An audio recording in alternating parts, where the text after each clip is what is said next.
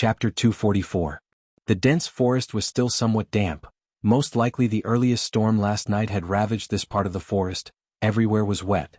Behind him, the already dead Kunlun disciple was lying in the dirty water. The air began to fill with a strong smell of blood, but it did not come from a dead body. That dim light in the depths of the forest seemed to be slowly approaching.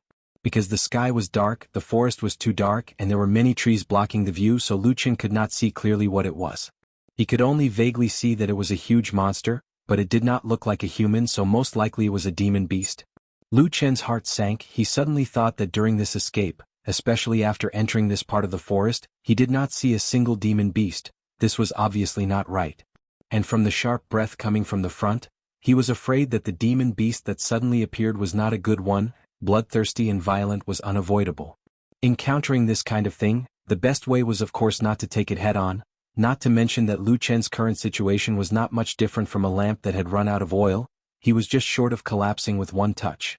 To be honest, with his experience these few days, not to mention ordinary people, even if it was a normal cultivator, not many people would be able to withstand it. Lu Chen tried his best to calm his breathing, and then began to slowly retreat. In the process of retreating, he did not even dare to turn his back to the dim light in the dense forest, because his past experience had long made him know that if he still showed his back when encountering a powerful demon beast, it was equivalent to shouting to the demon beast to quickly come and eat him. It was just that in these few days, his luck seemed to be extremely bad.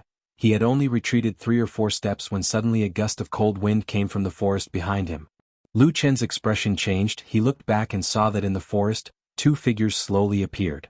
Both were dressed in black from head to toe. Their faces were covered with a black cloth.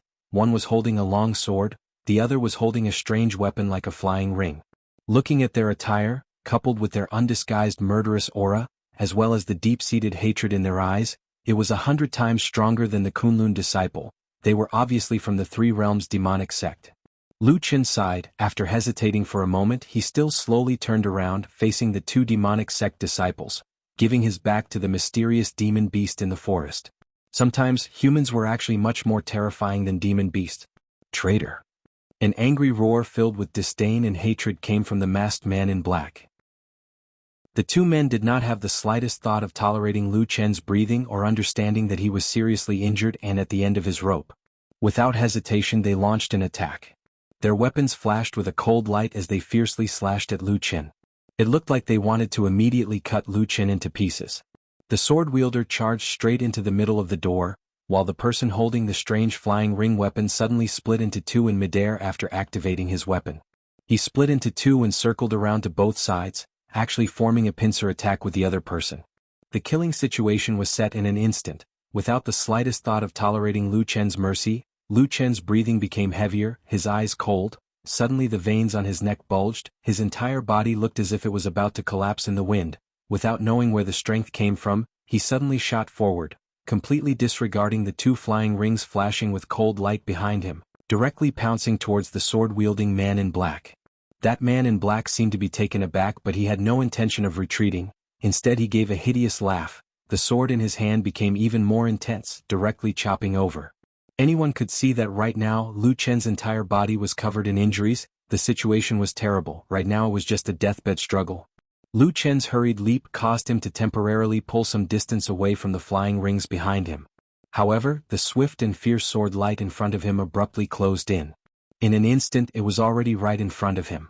Lu Chen's pupils even reflected the shadow of the sword light, but it suddenly disappeared right after. Because all the light in his eyes was suddenly swallowed up by a ball of dark flames. The black flame ignited. Although it was already somewhat dim, the murderous aura did not weaken in the slightest. Darkness surged around Lu Chen, causing his figure to seem to blur for a moment in the time it took for a spark to fly off a flint. Pooh! A muffled sound. Just as the sword light chopped in front of Lu Chen, the darkness still silently surged over the blade, flipped over the sword hilt, and wrapped around that black-clothed man's palm. Ah!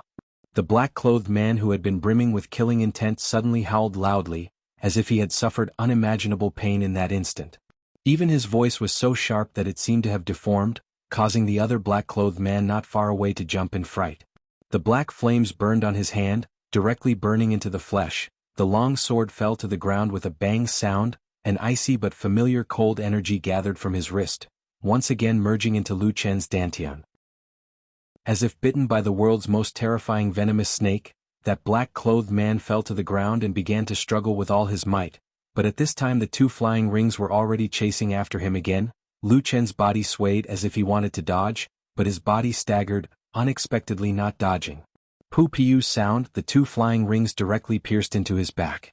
Lu Chen's vision darkened and he could no longer support himself, staggering forward a few steps, his legs softened, and he knelt on the ground, using his hands to support himself, as if he wanted to force himself to stand up again, but no matter how hard he tried, he did not have the strength to support his body. Instead, he forced his body several times, causing several wounds to open up and blood flowed out. But the blood was not too much, not because the wounds were not deep enough, but because he had already lost too much blood. Finally, there was still no way out. Lu Chen only felt that his vision darkened, his entire body felt like it was about to fall apart, and the remaining traces of strength were quickly dissipating, and everything that he saw at this moment, the night, the forest, the trees, the shadows, the black-clothed, and that strange dim light, suddenly blurred and began to spin. All the sounds seemed to be fading away, the pain was like a tide from every corner of his body, making him feel like he was in the terrifying purgatory of the 9 netherworlds. This was a pain that was enough to make an ordinary person collapse in an instant, but Lu Chen felt a strange sense of familiarity. In the past 10 years, every time the black fire curse flared up, and the black flames burned his body, he would be immersed in this terrible pain, unable to extricate himself. Now, because he was about to die, was the black fire finally beginning to bite back? The black-clothed man with the flying rings glanced at his comrade who was obviously already twitching on the ground, and fiercely rushed up to kick Lu Chen. Lu Chen fell to the ground with a bang, dirty and wet soil splashing on his face. The black-clothed man cursed, his eyes revealing a fierce light, and with a wave of his hands, the two flying rings flew out of his body and back into his hands, bringing with it a flower of blood. At this moment, Lu Chen didn't even seem to have the strength to struggle, only moving his body slightly. The black-clothed man walked forward and without saying a word, he swiped at Lu Chen's throat. It seemed that he didn't want to drag things out any longer, and wanted to kill directly for revenge. But at this moment, the forest suddenly darkened. The black-clothed man's hands subconsciously slowed, only to see a shadow suddenly surge from the front, flying into the air, filled with murderous intent, especially an unimaginably thick smell of blood. In the darkness, 2 dark green and cold lights swept past, like eerie but transparent gems, and also like the coldest ghost fire in the depths of the yellow springs surging forward. The name of a huge monster blocked the black-clothed man's vision, leaving him with only darkness. The black-clothed man screamed, his heart was torn apart, but in front of such a terrifying beast and a sudden sneak attack, he even lost the strength to fight back, and could only subconsciously reach out to cover his head. A fishy wind swept past and the black-clothed man's body trembled, his whole body cold, but in the next moment he suddenly froze, only to find that he didn't seem to be injured. Looking up, he saw that the incomparably ferocious and terrifying monster that pounced from the darkness, that momentum like a mountain, actually pounced on empty air. In the dark mountain forest, a huge demonic beast appeared. It was shaped like a wolf and its body was completely black. Its 2 huge eyes flickered with a cold and dark green light. It looked like a demonic wolf that had walked out from hell. But just now, that seemingly thunderous and murderous attack, this black wolf did not know why, after falling, it actually pounced a foot away from the black-clothed man, pouncing on empty air. The black wolf beast seemed to be a bit stunned. After a moment, it suddenly roared, looking a bit angry. Its 2 eyes shone with green light. It turned around and slapped the black-clothed man with its claws. Immediately, the black-clothed man's blood spurted out. Before he could react, the ferocious and terrifying beast had already pounced on him and knocked him to the ground. Then with a terrible roar and the sound of flesh tearing, the black-clothed man screamed a few times, and then there was no more sound. In the air of the forest there was a bit of a bloody smell. Everything slowly quieted down. The black wolf stared at the dead man on the ground a few times, then turned around and walked to the side of Lu Chen, its 2 eyes flashing with cold light. A terrible wolf mouth that was still dripping blood came over, as if it wanted to make a move on Lu Chen. Lu Chen's body moved a bit, then slowly turned over, still lying on the ground powerlessly. Facing the sky, he gasped for breath. The terrible wolf face appeared in his line of sight, especially the pair of snow-white sharp fangs that protruded out of the mouth, seemed to be colder and sharper than all the blades in this world. Lu Chen quietly looked at this black wolf, suddenly laughed. His laughter was not loud. When he laughed, It also seemed to be very painful, but in his laughter, there was a trace of warmth and gratification, mixed with a little pain. It was like in this dark and cold night, he finally came into contact with a trace of warm light. Lu Chen coughed with a trace of pain, but he smiled at this fierce monster and said, "Hey stupid dog, I saw your stupid look just now." Oh. The black wolf monster roared, bared its teeth, and its hair stood up. It seemed to be instantly enraged, wanting to bite this man's throat in one bite. Chapter 245. Black Wolf stared fiercely at the man who looked like he was about to die. He bared his fangs as if he was considering whether he should bite off this fellow's neck and silence him. Lu Chen was still smiling. He barely raised his right hand and patted Black Wolf's face. "Let's go. I don't know how many pursuers are behind us." Hei Lang growled in a low voice. He still looked a little dissatisfied, but his eyes quickly softened. The original coldness was gone, replaced by a hint of concern and anxiety. It lowered its huge head and extended it to Lu Chen's side, as if it wanted to push him up. However, Lu Chen struggled twice but was still unable to get up. Seeing that Lu Chen seemed to be at the end of his rope, Black Wolf panicked. He whimpered and used his head to gently nudge Lu Chen's body. Then he lay down beside him, probably urging him to climb onto his back. Lu Chen lay sprawled on the ground, panting heavily.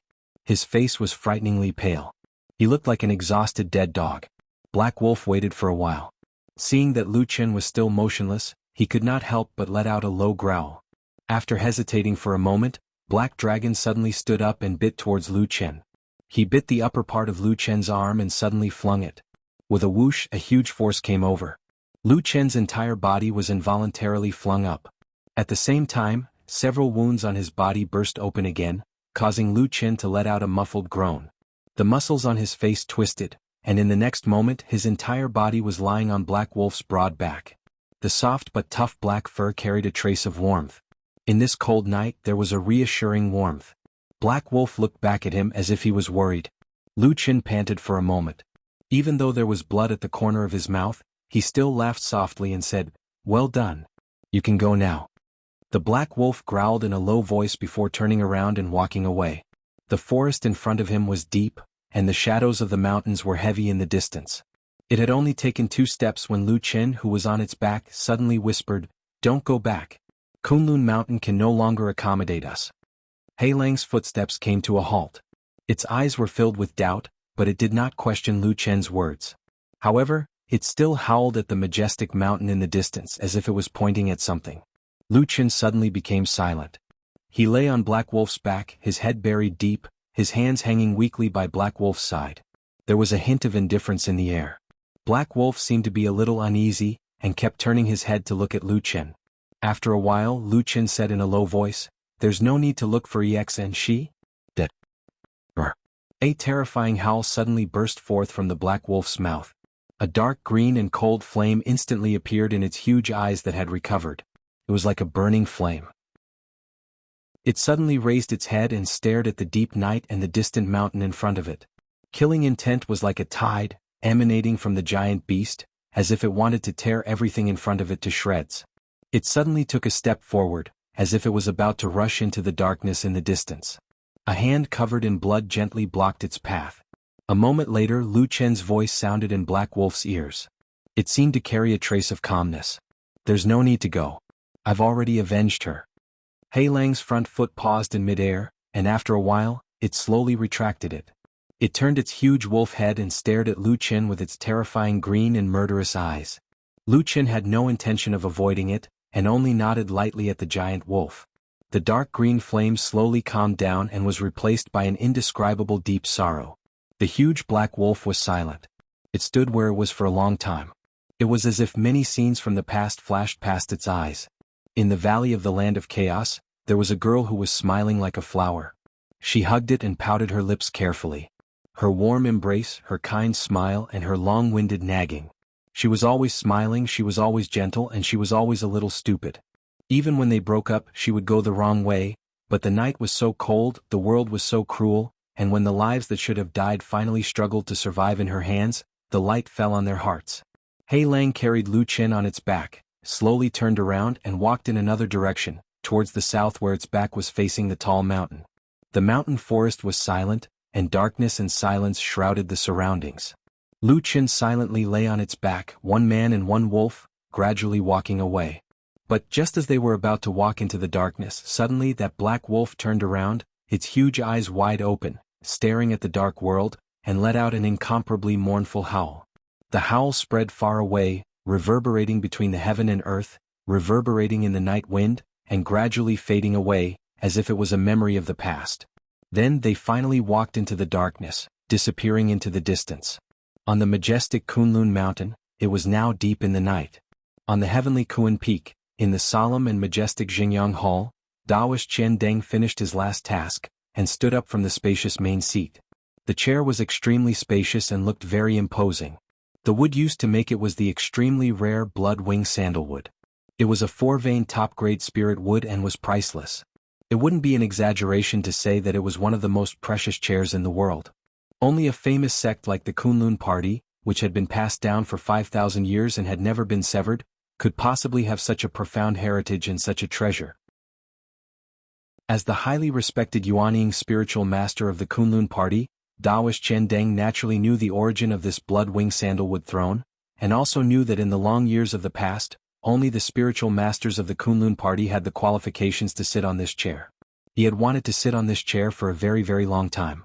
But today when he really sat on it, he didn't feel particularly comfortable. The chair seemed a bit too hard. Although the blood-wing sandalwood was a top-grade spiritual wood, and could nourish spiritual power and calm the mind, this kind of spiritual would naturally carry a different kind of strange smell. It wasn't a fishy smell but a very strange smell. Some people liked it and some people hated it. Daoist Qian Deng didn't like this smell, so he didn't like this chair either. But he liked the feeling of sitting on this chair very much. So when he stood up, he couldn't help but gently stroke the armrest next to him. He then revealed a satisfied smile, turned around and walked into the rear hall of Xingyang Hall. Although the night was dark, the side hall behind Xingyang Hall was still brightly lit. But at this time, the many revered Yuanying spiritual masters that gathered in the hall had all disappeared. When Daoist Qian Deng walked into the hall, he only saw two people. One was the bald fatty true Lord Tianlan, who was sitting in the seat of honor, and the other was Zhuoxian, who was standing respectfully to his side. Daoist Qian Deng glanced at Zhuoxian indifferently with a hint of disdain in his eyes, but it quickly disappeared and was replaced with a respectful and warm expression. He walked up to True Lord Tianlan and bowed, saying, "Uncle Master, I've come." True Lord Tianlan opened his eyes and looked at Daoist Qian Deng. He smiled and said, "Qian Deng, you've come. Sit down and talk." "Yes." Daoist Qian Deng thanked him and immediately sat down on the left side of True Lord Tianlan. This chair gave him a very familiar and comfortable feeling, especially when compared to the blood-winged sandalwood throne from before. This chair had been placed in this hall for many years, and he had also sat on it for many years. It had always been a position above everyone else and below only one person. For some reason when he sat here tonight, there was a strange feeling in his heart. It was as if he felt that something was different from before. This subtle emotion flashed through Daoist Master Qian Deng's mind, but he didn't show it on his face. At the same time, Daoist Master Qianlan's voice sounded in his ears. "Have you finished dealing with the matters outside?" Daoist Qian Deng bowed slightly and nodded. "Yes, the sect is now stable. Many disciples are in their positions and there is nothing out of the ordinary." Perfected Lord Tianlan nodded. "Qian Deng, you've contributed greatly to the stable situation after the great change." Daoist Qian Deng smiled. "It's all thanks to you, Uncle Master, that our Kunlun sect is able to remain calm in the face of danger." True Lord Tianlan pondered for a moment and then asked, "How is Idle Month?" Daoist Qian Deng paused for a moment and subconsciously glanced at Zhuoxian, who was standing on the opposite side. At this moment, Zhuoxian happened to look at him as well, as if this question had touched him. Their gazes met in the air for a moment and then moved away. Daoist Qian Deng respectfully said to True Lord Tianlan, "Senior brother sect master is seriously injured and can't handle matters. For the sake of his cultivation and longevity, he had no choice but to go into seclusion in his cave abode. I'm afraid he won't be able to come out for the next 10 years. Perfected Lord Tianlan nodded before sighing all of a sudden. Junior niece Xianyu is my senior brother's favorite disciple and he had high hopes for her. It's a pity that she didn't want to meet with such a calamity." Daoist Qian Deng and Zhuoxian both looked down at the ground and didn't reply. After a moment, True Lord Tianlan said to Daoist Qian Deng, "You've been busy for the whole day. Go and rest." I'm afraid you'll be busy for the next few days. Thank you for your hard work. Daoist Chen Deng hurriedly stood up and said, Uncle Master, you flatter me. This is what I should do. In fact, I'm not very capable. Ever since I was appointed as the acting sect master, I've always been afraid that I won't be able to do my job well and let down the ancestors and Uncle Master's trust. In fact, if Uncle Master is free, on behalf of the 100,000 disciples in the sect, Qian Deng earnestly asks Uncle Master Qian Deng to take this position. Our Kunlun sect will be able to rise again and regain the glory of our ancestors. Zhuoxian frowned slightly and glanced at Daoist Qian Deng. True Lord Tianlan was silent for a moment and then revealed a faint smile. He looked at Daoist Qian Deng and said, Are you serious? Daoist Qian Deng's heart suddenly skipped a beat and a chill appeared in his body. Chapter 246. There was a moment of silence in the hall. Daoist Master Qian Deng couldn't help but sneak a glance at True Lord Tianlan. He saw that the tall and sturdy man on the main seat had a gentle smile on his face. He looked benevolent and kind as he stared at him. After a moment, Daoist Master Qian Deng respectfully said, I am not lying. True Lord Tianlan suddenly laughed and pointed at Daoist Master Qian Deng. He then turned to Zhuoxian and said, Look, Qian Deng is such a humble person. He really doesn't care about fame and fortune. Zhuoxian smiled and nodded. That is true. I have always admired senior brother Qian Deng's noble character.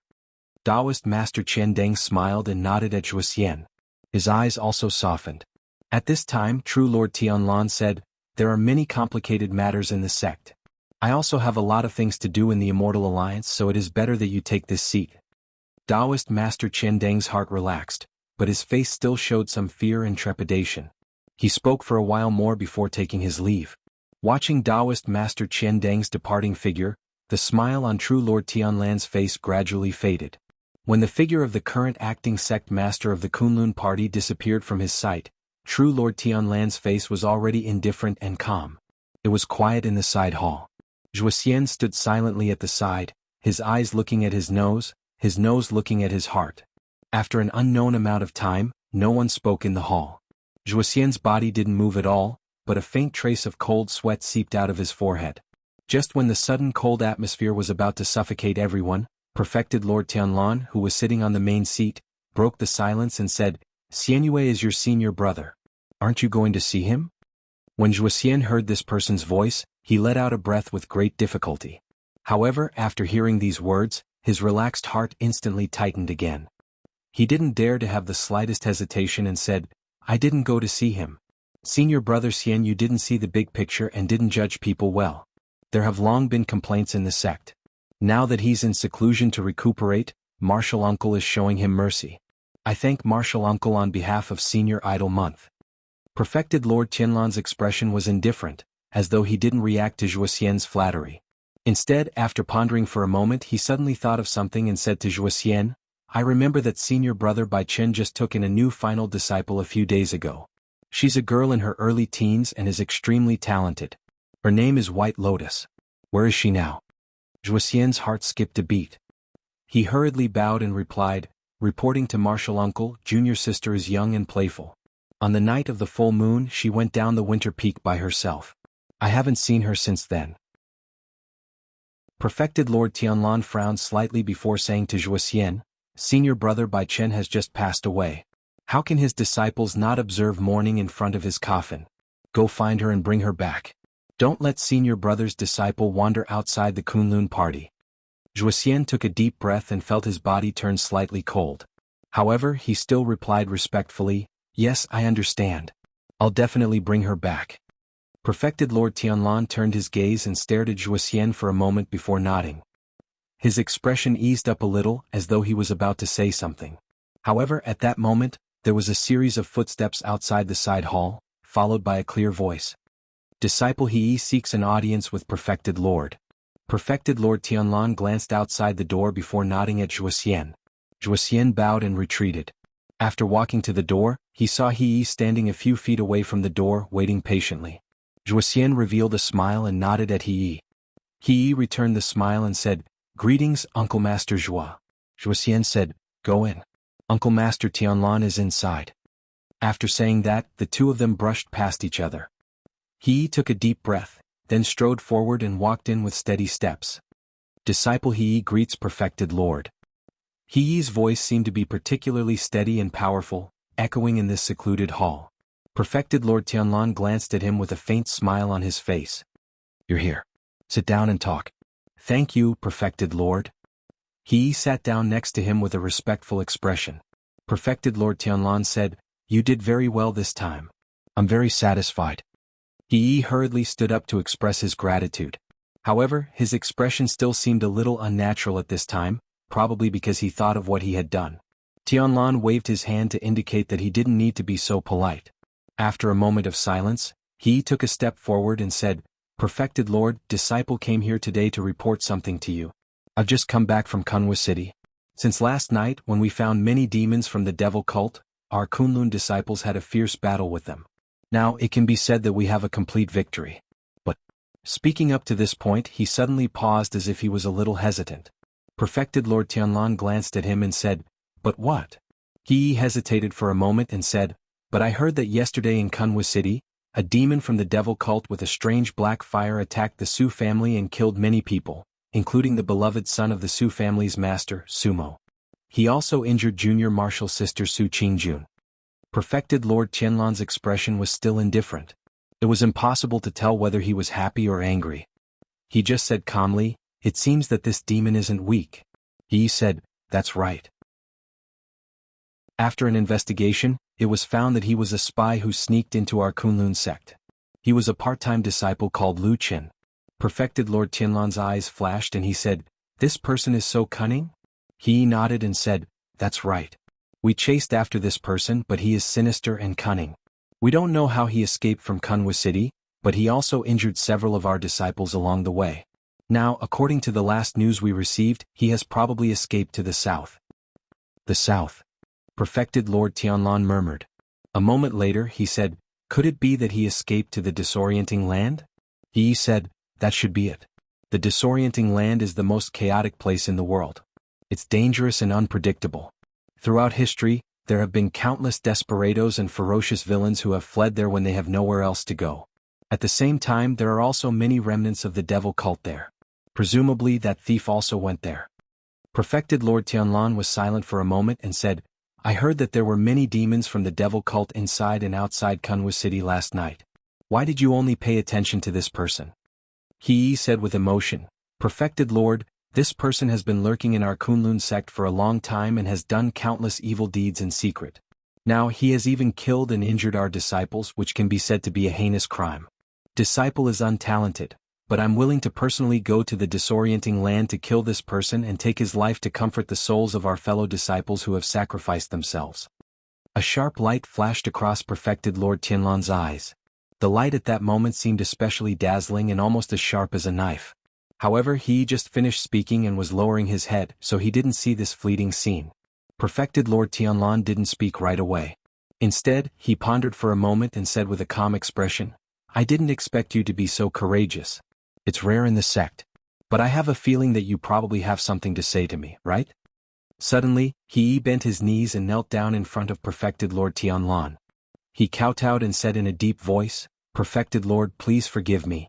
I have an audacious and presumptuous request. Please allow me to state it, Perfected Lord. Perfected Lord Tianlan said indifferently, Speak. He didn't raise his head and was still kneeling on the ground. With his head touching the cold ground he said, Disciple is speaking nonsense. I sincerely hope that Perfected Lord will be merciful and accept he as your disciple. Perfected Lord Tianlan's eyes narrowed slightly. After a while he slowly stood up with his hands behind his back. He didn't reprimand he who was kneeling on the ground and didn't dare to raise his head, nor did he ask him to get up in a pleasant manner. He merely paced back and forth on the spot in silence. He's body didn't move at all. At this moment no one knew what he was thinking. However, looking at how he was kneeling on the ground and prostrating himself, it seemed like he was ready to risk everything. Perfected Lord Tianlan took another 2 steps and said indifferently, You want me to accept you as my disciple? He said in a deep voice, That's right. Disciple knows that Perfected Lord has yet to accept a disciple and that he doesn't have a teacher now. Disciple has admired and worshipped Perfected Lord for many years and has always hated that I can't serve Perfected Lord. Today there might be a chance, so disciple wants to come and plead with Perfected Lord no matter what. Perfected Lord Tianlan raised his eyes slightly but shifted his gaze from He to the door of the hall. The darkness of the night was boundless, as if the whole world was dark and shadows were everywhere. He seemed to be in a trance. After a while he said, I am Perfected Lord, not everyone can be my disciple. He kowtowed a few times and said, yes. Disciples' talent and comprehension are considered to be above average in our sect. If Perfected Lord accepts me, I will definitely train hard day and night without slacking off or tarnish your reputation. Other than that, disciple is going to the chaotic land to hunt down the evil cult spies because I want to show what I have learned to you. Although I don't dare to boast that I am invincible in the world, I will definitely not disappoint you. A glimmer flashed across Perfected Lord Tianlan's eyes. He then turned around and walked back to his seat. At the moment he turned around, there seemed to be a subtle self-deprecating smile on his face, but it disappeared in a blink of an eye. He said, so you are going to the chaotic land because of this? He did not answer but kowtowed and said, please accept me, Perfected Lord. Disciple is infatuated and incomparably firm. If there is a chance in the future, disciple is even more willing to inherit the Tian character Taoist title and inherit Perfected Lord's legacy.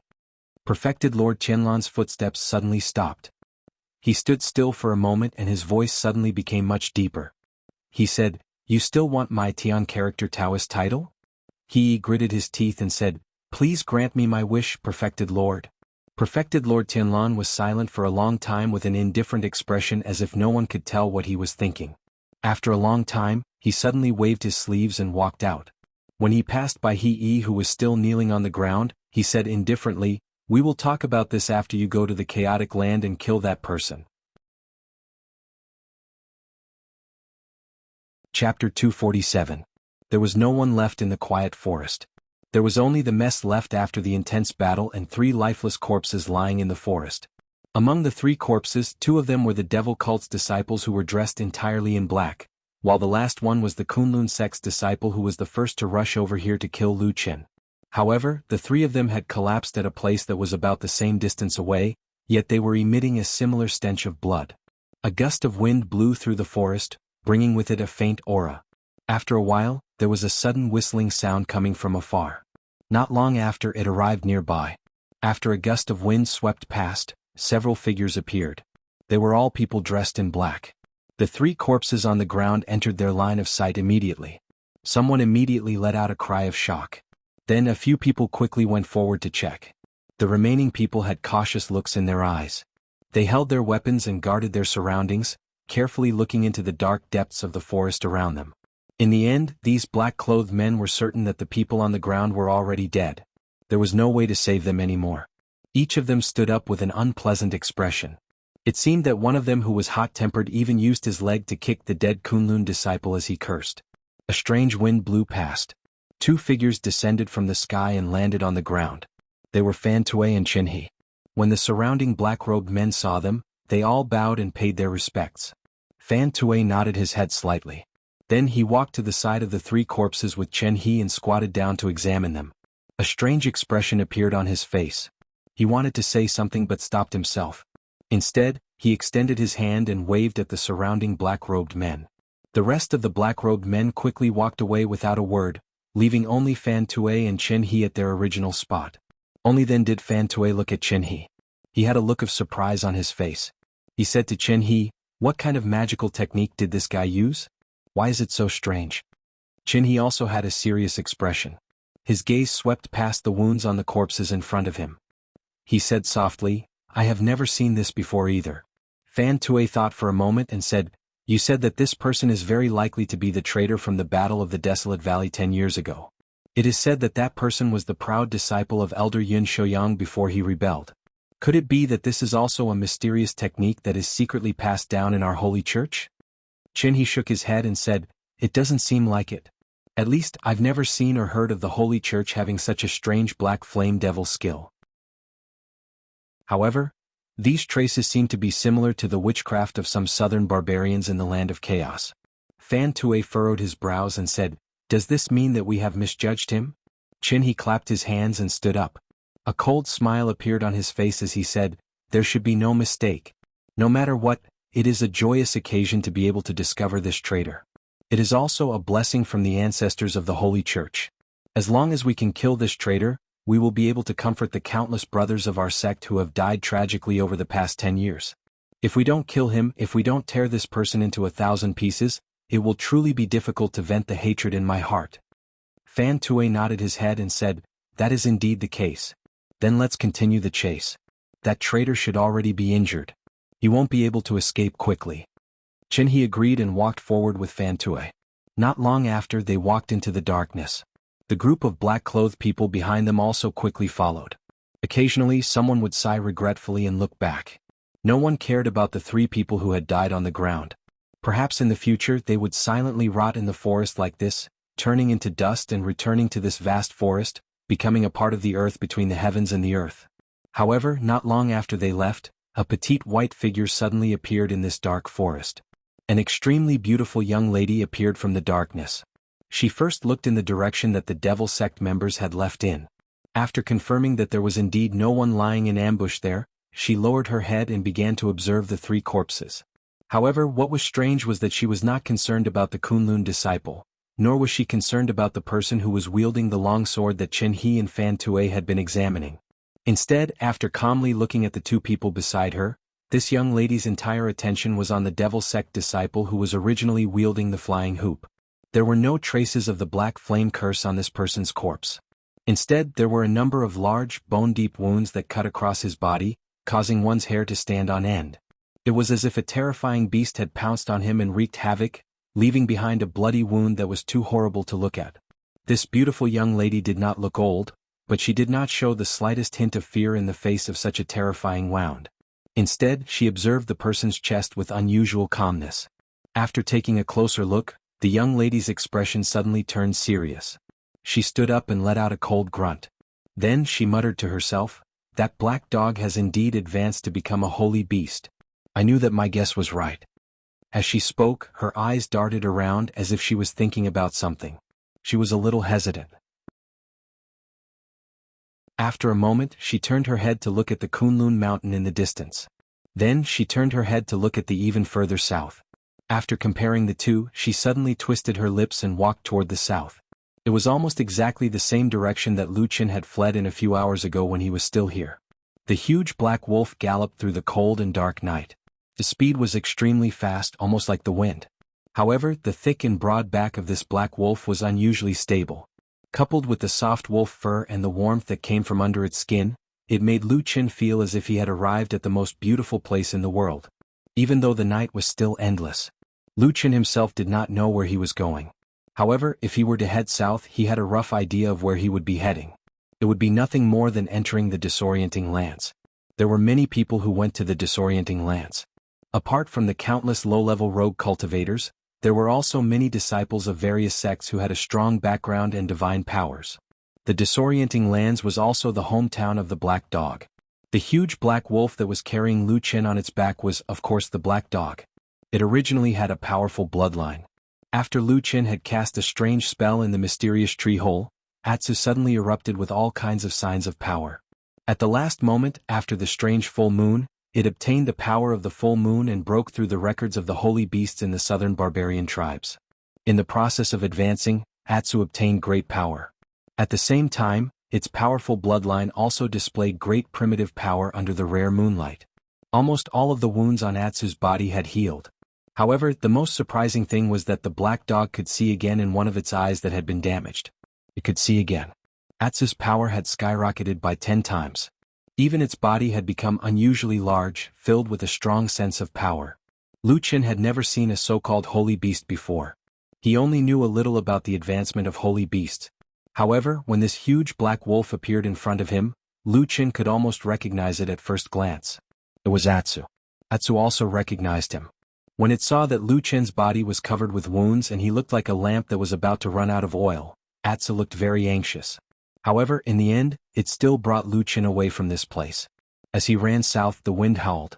Lu Qin watched the darkness around him recede into the distance. He felt like he was swimming to the shore in the sea. However, he knew that it was just an illusion. The Kunlun party and the devil cult, these two great forces, were not willing to let him go. There was no longer a place for him in this world. Perhaps only the chaotic and dangerous disorientated lands would be his final home. Lu Chen suddenly thought of the things he had done in the disorientated lands 10 years ago. The corners of his mouth curled into a bitter smile. He did not expect that after more than 10 years, he would once again go to that disgusting place. The black wolf's bulging muscles were like a horned dragon. Every muscle showed the unbelievable power in this black wolf's body. However, this did not stop more people who wanted his life. The assassins arrived very quickly, including some disciples from the famous sections. After Lu Chen managed to deal with a group of people, he could only order Atsu to run into the forest instead of using the wide official road. This move was indeed effective. After entering the forest, the few Kunlun disciples behind them did not catch up. Instead, the devil cult assassins came one after another. However, the current Atsu was no longer the same as before. After absorbing the full moon essence, its power had increased greatly.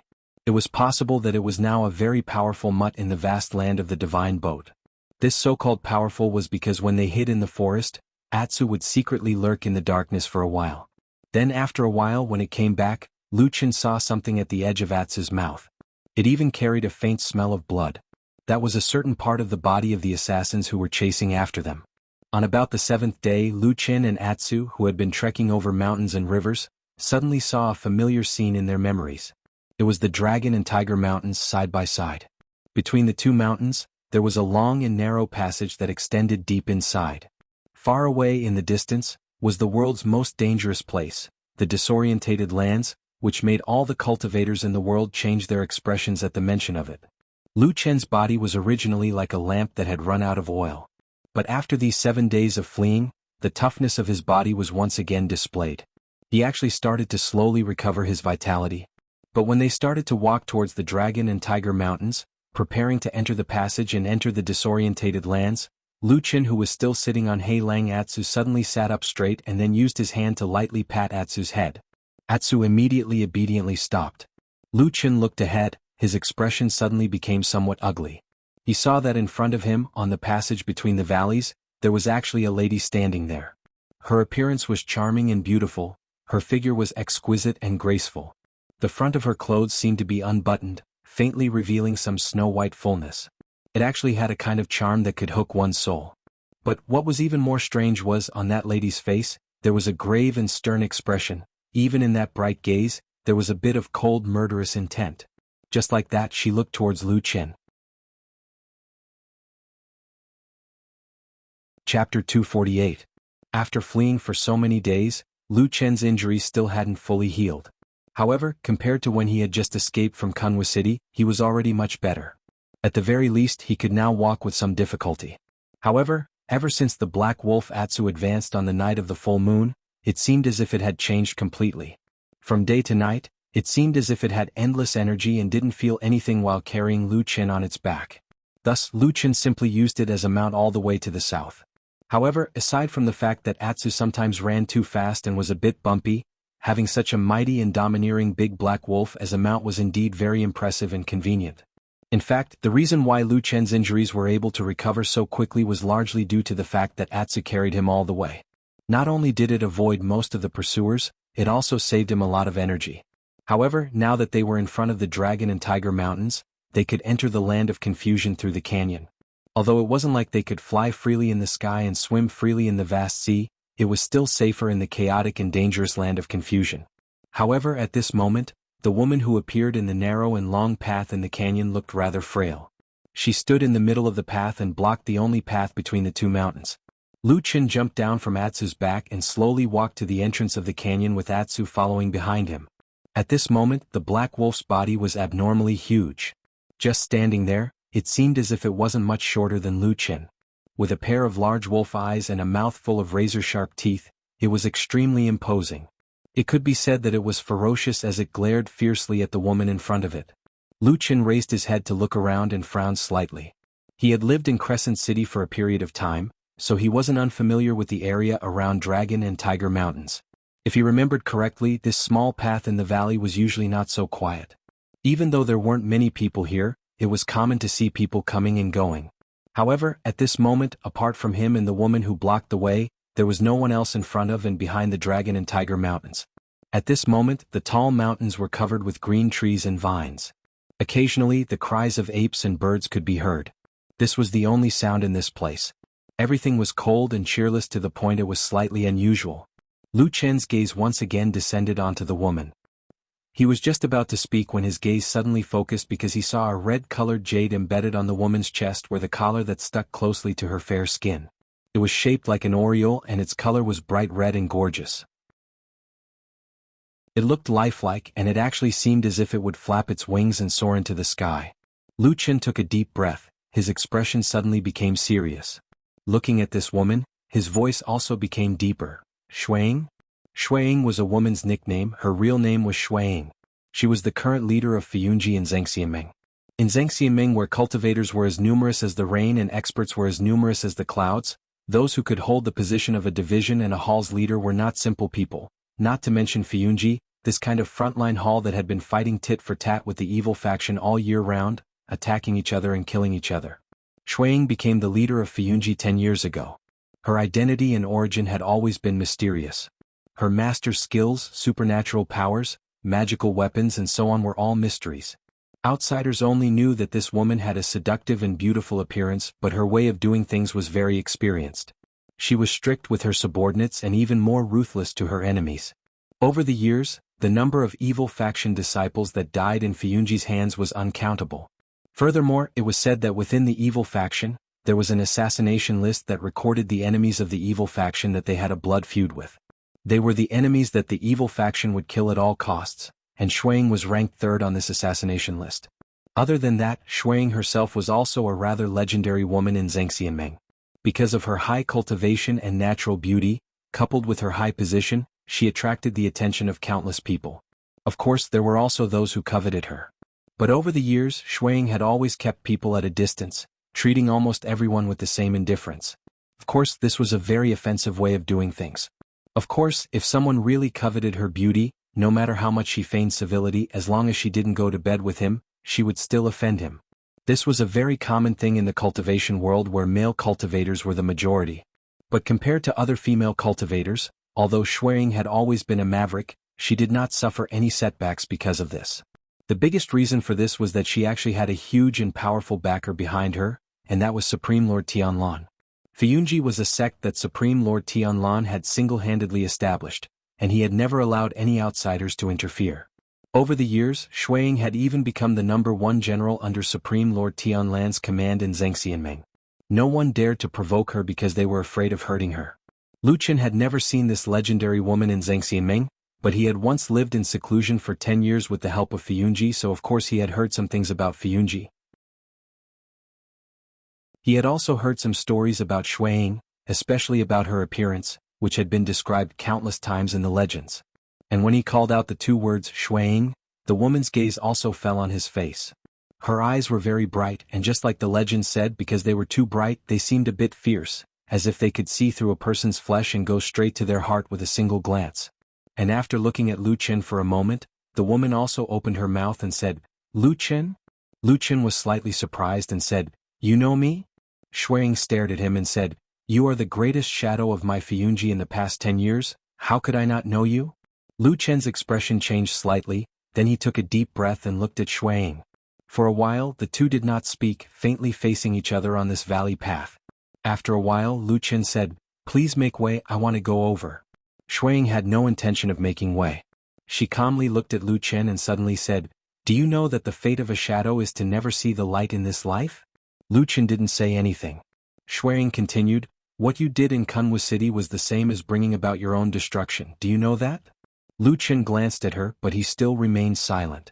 Shui Ying's expression was calm, no emotions could be seen on her face. It seemed that from the beginning to the end she was just calmly narrating some things. She said, "I don't care if you don't want to live, but you hid in Fiyunji for 10 years.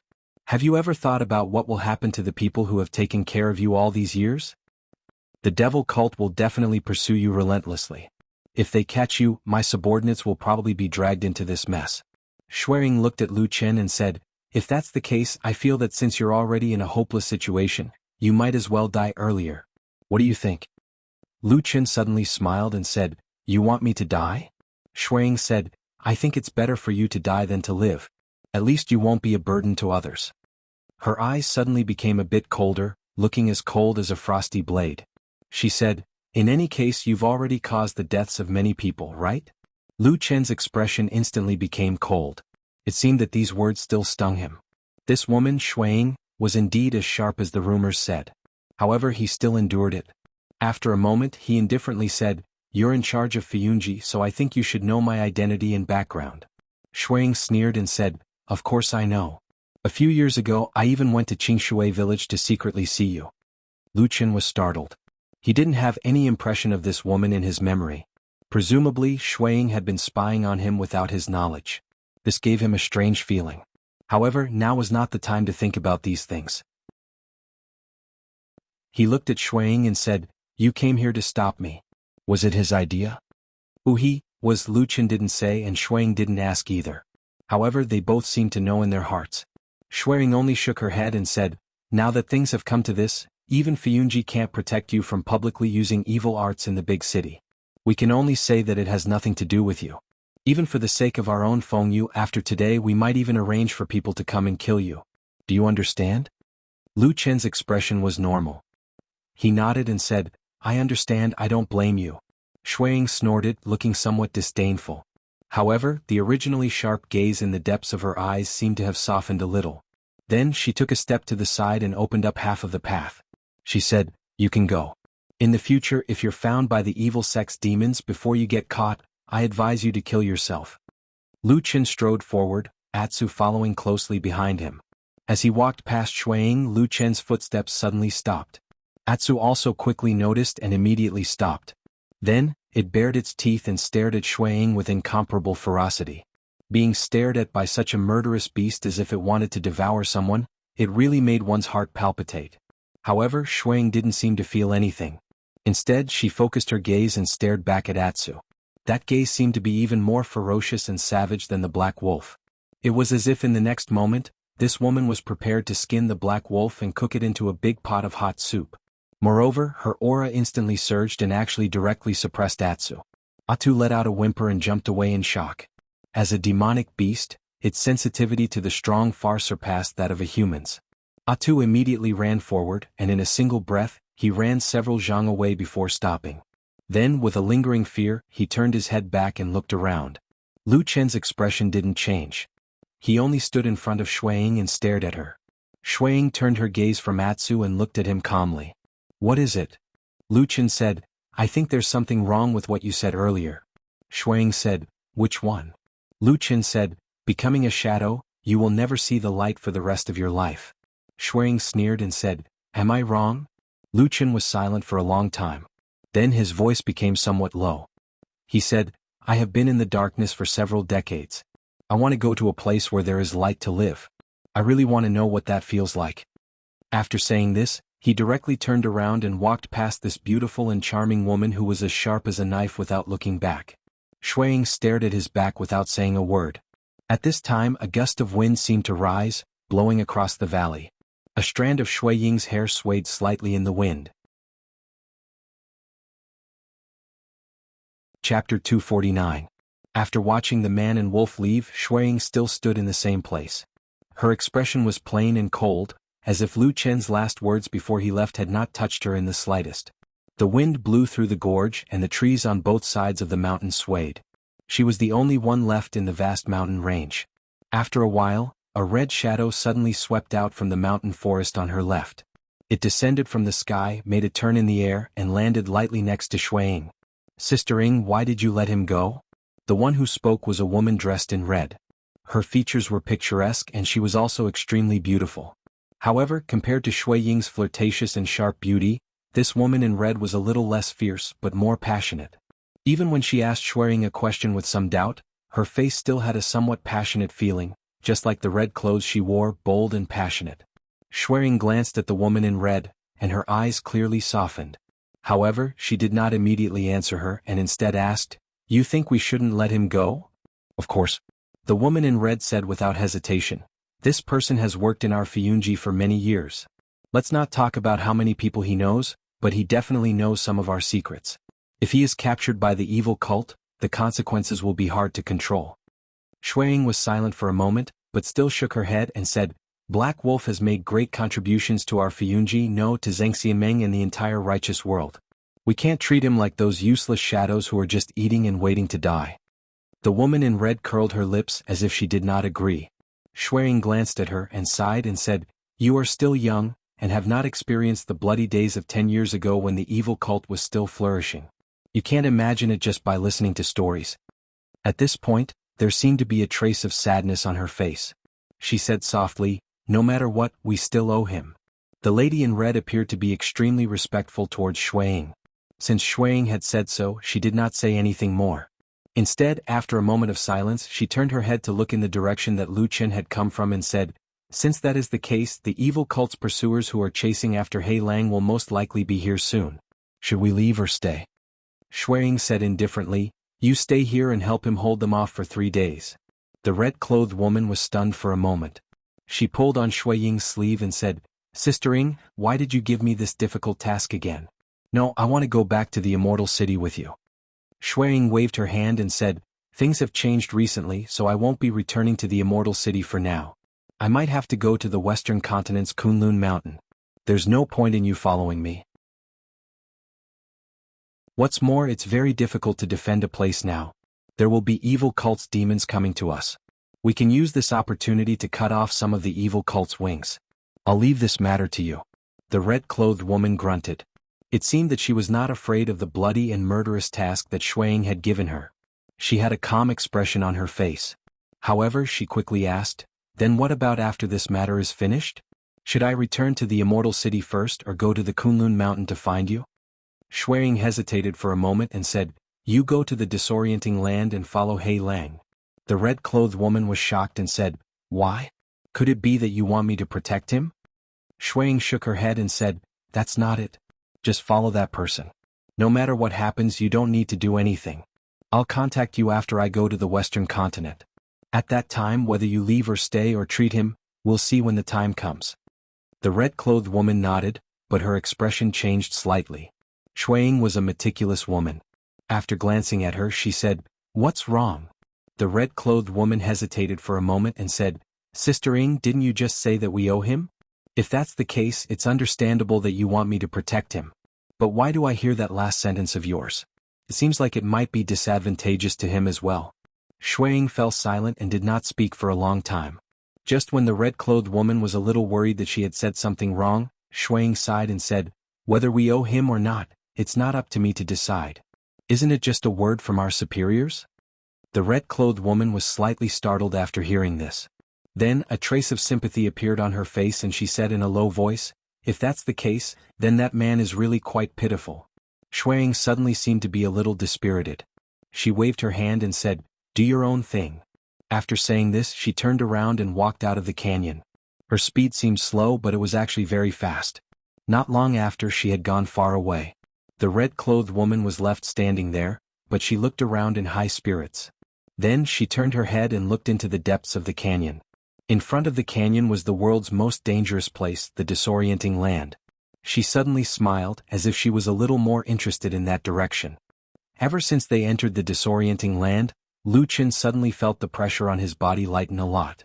Relying on his familiarity with the disorienting land, he led the Black Wolf Atsu and fled into the depths of the disorienting land. It had been several days since he sensed any devil cult killers approaching from behind. Even so, the string of tension in Lu Chen's heart did not loosen.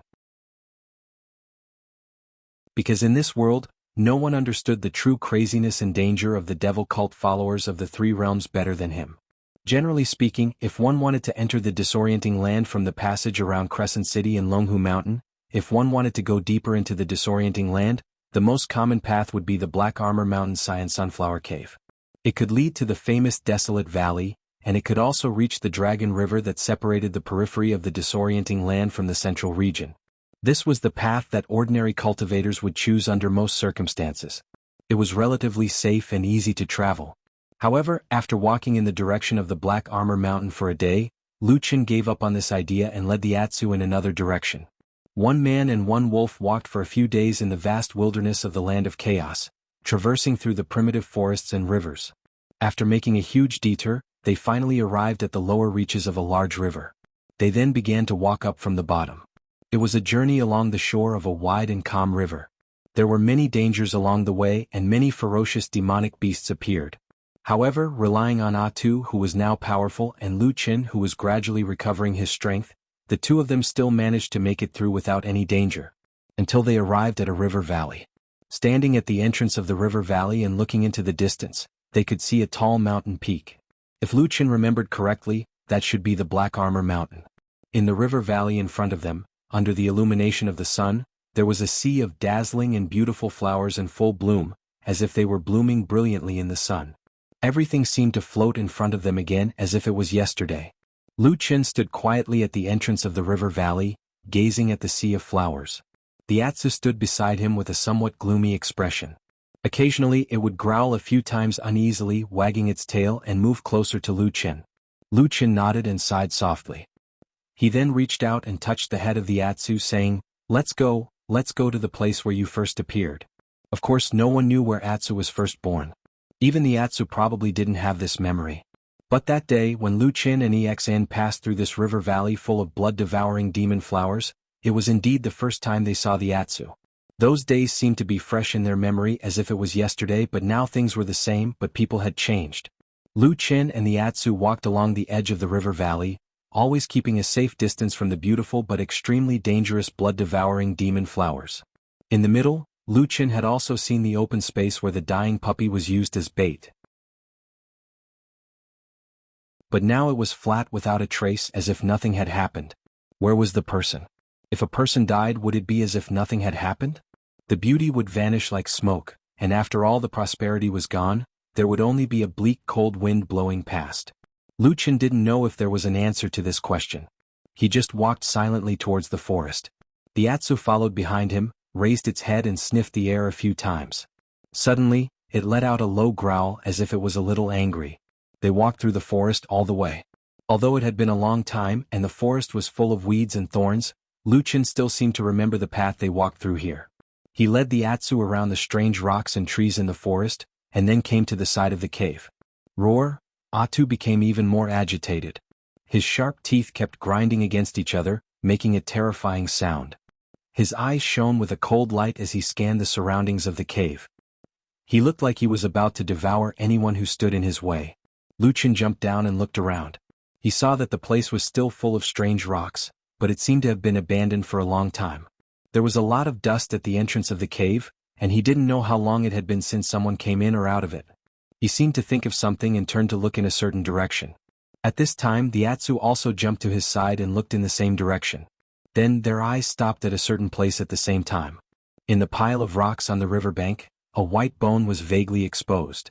The Atsu growled and Lu Qin nodded and walked over. The rocks gradually dispersed in front of his eyes. Under the sunlight, he saw a terrifying skeleton among the rocks. However, it was now scattered beyond recognition. Moreover, there were obvious bite marks on many of the bones. Lu Qin looked at the skeleton for a moment, expressionless, then turned to the Atsu and said lightly, "Let's go." He stepped over the skeleton, walked to the distance of the riverbank, and walked to the unknown forest in front of him, which no one had ever stepped into. In front of him, maybe it was the place where the barbarian came from. The Atsu shouted behind him and followed. When it walked past the pile of rocks, it stepped on the skull with one of its feet, and with a bang the white skull was broken into pieces, and then it went far away.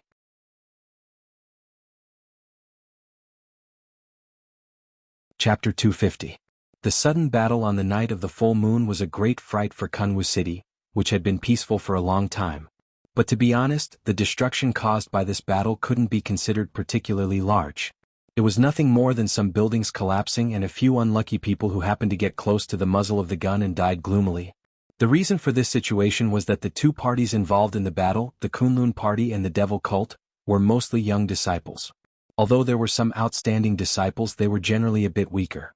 On the Kunlun party's side there was a secret. Most of the powerful and profound Taoist Master Yuanying were pinned down on Heavenly Kuan Peak. Compared to the threat of the Devil cult, the matter they had to face that night was more tense and urgent. On the Devil cult side, their strength had probably been damaged in the past 10 years. Few Yuanying experts with strong Taoist magic appeared, or even if there were experts, they were afraid of the Kunlun party's strength and didn't dare to make a move. As for the real reason, only the Devil cult themselves knew.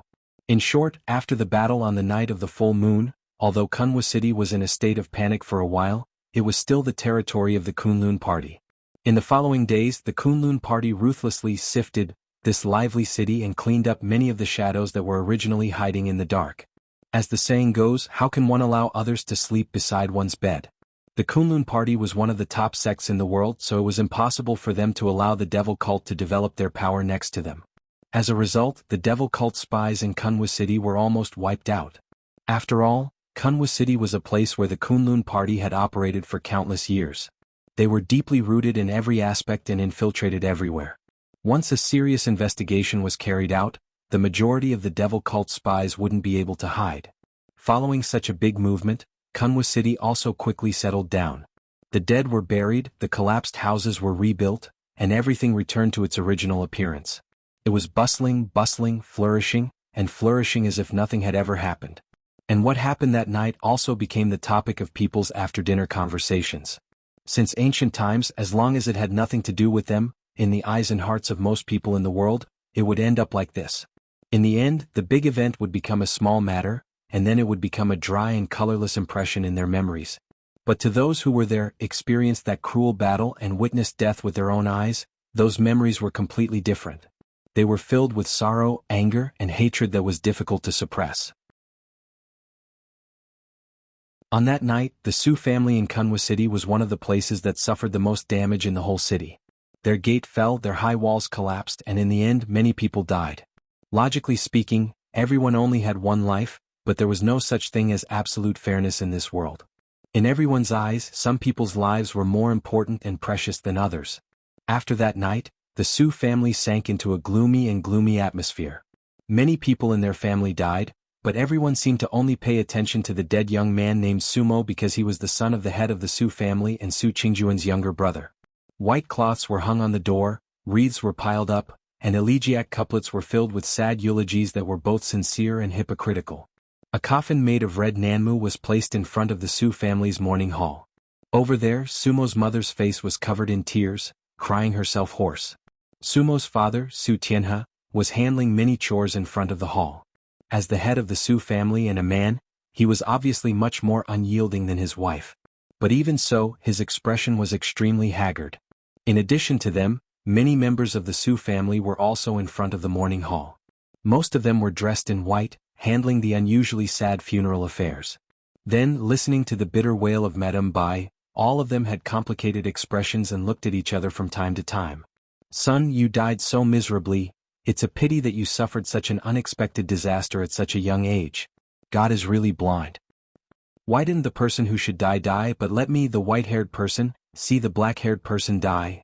The crying was extremely sharp, as if it was a sharp thorn that made people feel uncomfortable. Many people at the side frowned, but no one dared to speak. And compared to the grandeur of this mourning hall, the people who died at the same time that night were not so lucky. At this time no one knew where they were. Either they had no funeral affairs and were hastily buried, or they were casually held by their own family members. While the place was bustling, a figure suddenly walked in from outside. It was Su Qingjun. Her body looked much thinner than before and her face was still pale. It seemed that the injuries she had suffered that day had not healed. But to her, the injuries on her body were probably not important. Her entire appearance seemed to be much colder than before. Seeing Su Qingjun walk into the mourning hall, the surrounding people immediately quieted down. For a moment, only Madame Bai was still crying and screaming in front of her. At this moment, Su Qingjun was also dressed in white. She looked around, and her gaze finally fell on the coffin above the mourning hall and the crying mother.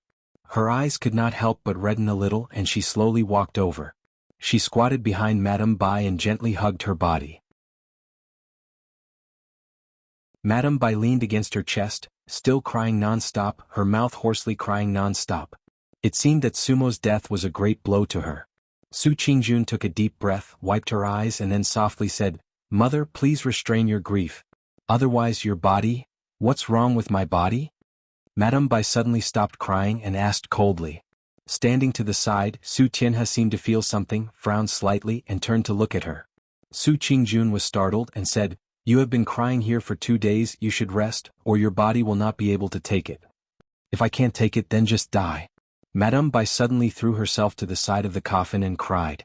Su Qingjun hurriedly pulled her back and tried to persuade her, but her mouth was almost dry, but there was no reaction from Madame Bai. Instead, after a short pause, Madame Bai suddenly turned to glare at her, and a trace of hatred and anger appeared in her eyes. Su Qingjun was shocked and said, "Mother, why are you looking at me like this? Let me ask you, why didn't you save him? Why did you watch him die?" Madame Bai suddenly raised her voice and asked loudly to Su Qingjun. Su Qingjun's head buzzed, and it seemed that she couldn't react for a moment. She looked at her mother in shock, and the large group of people in the morning hall instantly fell silent. After a moment, Su Qingjun said with a trembling voice, "Mother, no, it's not like that."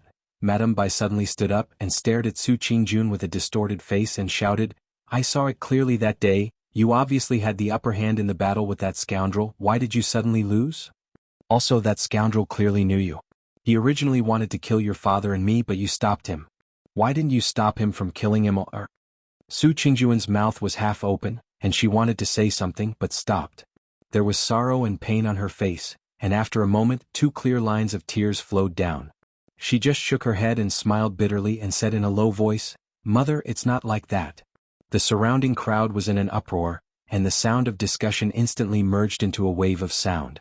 At this moment, who knew how many people were looking at Su Qingjun with a strange gaze? The originally high and mighty woman, who was already a genius of Jindan Friar at such a young age. At this moment, it seemed that she could be despised and discussed at will, like a beautiful jade covered in dust, and everyone couldn't help but want to trample on her. Enough. There was a shout, and it was Su Tianhe who strode over. His face was dark, but he looked around and then directly waved his hand saying, "Everyone, please leave for a moment. Our family has something to say." He had been in charge of the Su family for many years, and people had always been in awe of him. Although this action was a little unreasonable in front of the morning hall, in the end, everyone slowly left. When only the 3 of them were left in the morning hall, Su Tianhe's expression eased a little. He silently glanced at his wife who was standing next to him in tears, and after a sigh he said, "Jun was just trying to persuade you out of kindness. Why did you deliberately embarrass her in front of so many people?" Madame Bai's face was gloomy. She suddenly pointed at the coffin and cried, "Is what I said wrong? Immortality is lying in there now without a complete corpse, and his body has been separated from his body, and his body has been stabbed so many times. Isn't he pitiful? As his sister, don't you feel even a little bit guilty?" She said the last sentence to Su Qingjun while crying. Su Qingjun clenched her teeth but did not say a word. Su Tianhe looked at his wife who seemed to have gone mad, and then looked at Su Qingjun. He let out a long sigh and then pulled Su Qingjun to the side of the morning hall. After they were a little further away from Madame Bai, Su Tianhe lowered his voice and said, "Jun, when Immortal's funeral is finished, you should go back to Kunlun Mountain." Su Qingjun's body shook and her face was pale. She trembled and said, "Father, do you also blame me? Do you not want me anymore?" Su Tianhe shook his head and said, "Immortal's death, of course I am also heartbroken, but not to the extent of losing my mind." Su Qingjun shed tears and said, "Then why did you ask me to leave the family? Shouldn't you ask me to stay here to help you?" Su Tianhe smiled bitterly and said, "There's nothing to help. That's all there is to it. In fact, the Su family will be handed over to you sooner or later, and the others are not worth mentioning." He paused and said, "I asked you to leave first mainly because I don't want to provoke your mother. She loved Immortal the most in her life, and Immortal's death is a great blow to her. You should stay away for the time being." Su Qingjun said in a low voice, "Then when can I come back?" Su Tianhe shook his head and said, "I don't know, maybe." A glimmer of hope appeared on Su Qingjun's face and she asked, "Maybe what?" Su Tianhe glanced at Madame Bai in the distance and his eyes flickered slightly. He said softly, "You have seen your mother. She has lost her mind and I am also worried that something will happen to her. Maybe if you can avenge Sumo, you will treat her better and you can come back at any time." Su Qingjun's body trembled slightly, and then she quickly fell silent. Chapter 251. Su Tianhe immediately sensed something and said, "Why? You don't want to?" He frowned and looked at his daughter, saying in a low voice, "It can't be as your mother said, that you really have something to do with the murderer, right?" Su Qingjun shook her head and said bitterly, "No." Su Tianhe stared at her for a while and said slowly, "Jun, your talent and aptitude far surpass mine, and your future achievements are limitless. Now that Immortality has passed away, the Su family will be handed over to you sooner or later. The thief who killed Immortality has a very high cultivation and evil arts. In the Su family only you can hope to defeat him. In the future the matter of revenge can only be handed over to you. Do you understand? Su Qingjuan's face was pale, and even her lips seemed to be drained of blood. But after a while she finally took a deep breath and said in a low voice, "I understand." "Then you go." Su Qinha's expression softened and said. Su Qingjun turned around woodenly and slowly walked out of the morning hall. After watching her walk away, Su Qinha shook his head and walked back to Madame Bai's side. He squatted down next to her and hugged her shoulders gently. "All right, did you hear what I said just now?" Madame Bai's eyes lit up. Madame Bai's crying slowly stopped. After a while she said faintly, "Will Qingjun really avenge Immortality?" Su Qinha said, "I don't know. In fact, now that the thief is a fugitive, it is still a question whether we can find him in the future. Who can say for sure?" A sad expression flashed across Madame Bai's face again, but she held it back this time and just nodded. Then she looked at the door of the morning hall and said in a low voice, "So Qingjun will suffer?" Su Qinha said expressionlessly, "We are doing this for her own good. She will understand in the future." As Lu Qin led Atsu deeper into the disorientated lands, he could clearly feel the 5 elemental energies around him becoming chaotic. Even though they weren't at the Dragon River, which meant that they were still in the outskirts of the disorientated lands, the spiritual energy circulation of ordinary cultivators was already beginning to be affected. In comparison, Atsu didn't seem to feel anything. They could run, jump, eat, drink and sleep every day. Lu Qin initially thought that this was because demonic beasts were naturally different from humans. However, he soon recalled that the demonic beasts in other parts of the divine continent were different from those in the land of chaos. It was probably because the demonic beasts living in this chaotic and dangerous place had mutated into something different. It seemed that the blood and bones of Atsu originated from this vast but chaotic land, which was why they were able to adapt so naturally. The further they went, the more dangers they encountered along the way. All kinds of strange plants and demonic beasts would appear from time to time. However, Lu Qin and Atsu didn't seem to be weak in combat. Lu Qin, who was gradually recovering from his serious injuries, was very familiar with the situation in the disorientated lands. He was familiar with most of the dangers in the disorientated lands, including all kinds of strange plants and animals. That was why he was able to avoid many dangers. On the other hand, Atsu's situation was different. When Lu Qin first met up with it, Atsu obviously wasn't used to its new body and acted clumsily most of the time. However, as time passed, Atsu's coordination improved and its combat strength increased almost every day. Its strength grew day by day and its movements became more agile. Nowadays, it was rare to see this black wolf fiercely pouncing on its prey and then clumsily pouncing to the side to pounce on empty air. Instead, whenever Atsu pounced over, there would be a reign of terror. Its sharp teeth and claws could almost tear apart any demon beast that appeared. Along the way, Atsu also had a teacher. When Lu Qin had nothing better to do, he would grab hold of Atsu and teach it some sinister hunting methods. He taught it how to hide in the dark and suddenly jump out to attack, how to stab the eyes and then kick the balls, how to bite the belly, and even how to pretend to be injured and fall to the ground in a fight. Lu Qin even tried to teach Atsu a sinister method of pretending to be injured and falling to the ground to lure the opponent over, and then suddenly bite the opponent's throat. Atsu was very smart. It learned these insidious fighting techniques as soon as it learned them. From then on, the demonic beasts in the disorientated lands that blocked their way started to have bad luck. Those ferocious, strong and huge demonic beasts would often be killed while they were walking, ambushed while they were hunting, and when they suddenly found out that their opponent had been defeated by them, they would happily walk over to feast on their prey. Then they would be bitten in the throat, kicked in the balls and beaten to death, often dying with their eyes wide open. After leaving the riverside cave where the barbarian had died, they headed south. There were many hills and rivers along the way, poisonous insects, birds and beasts could be found everywhere. The road was difficult to walk on and slowed down their speed. However, it was probably because there were few people in this area that Lu Qin did not find any pursuers or killers following them. It was not surprising that the people from the Kunlun party did not chase after them. However, the fact that the killers from the devil cult did not follow them really surprised Lu Qin.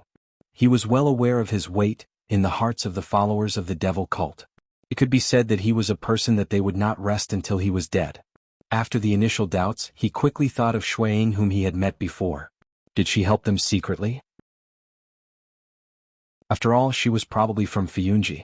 Was this considered a form of nostalgia? Lu Chen did not know. He did not understand Shuiying, but no matter what, this was indeed very beneficial to him. It also gave him very precious time to rest.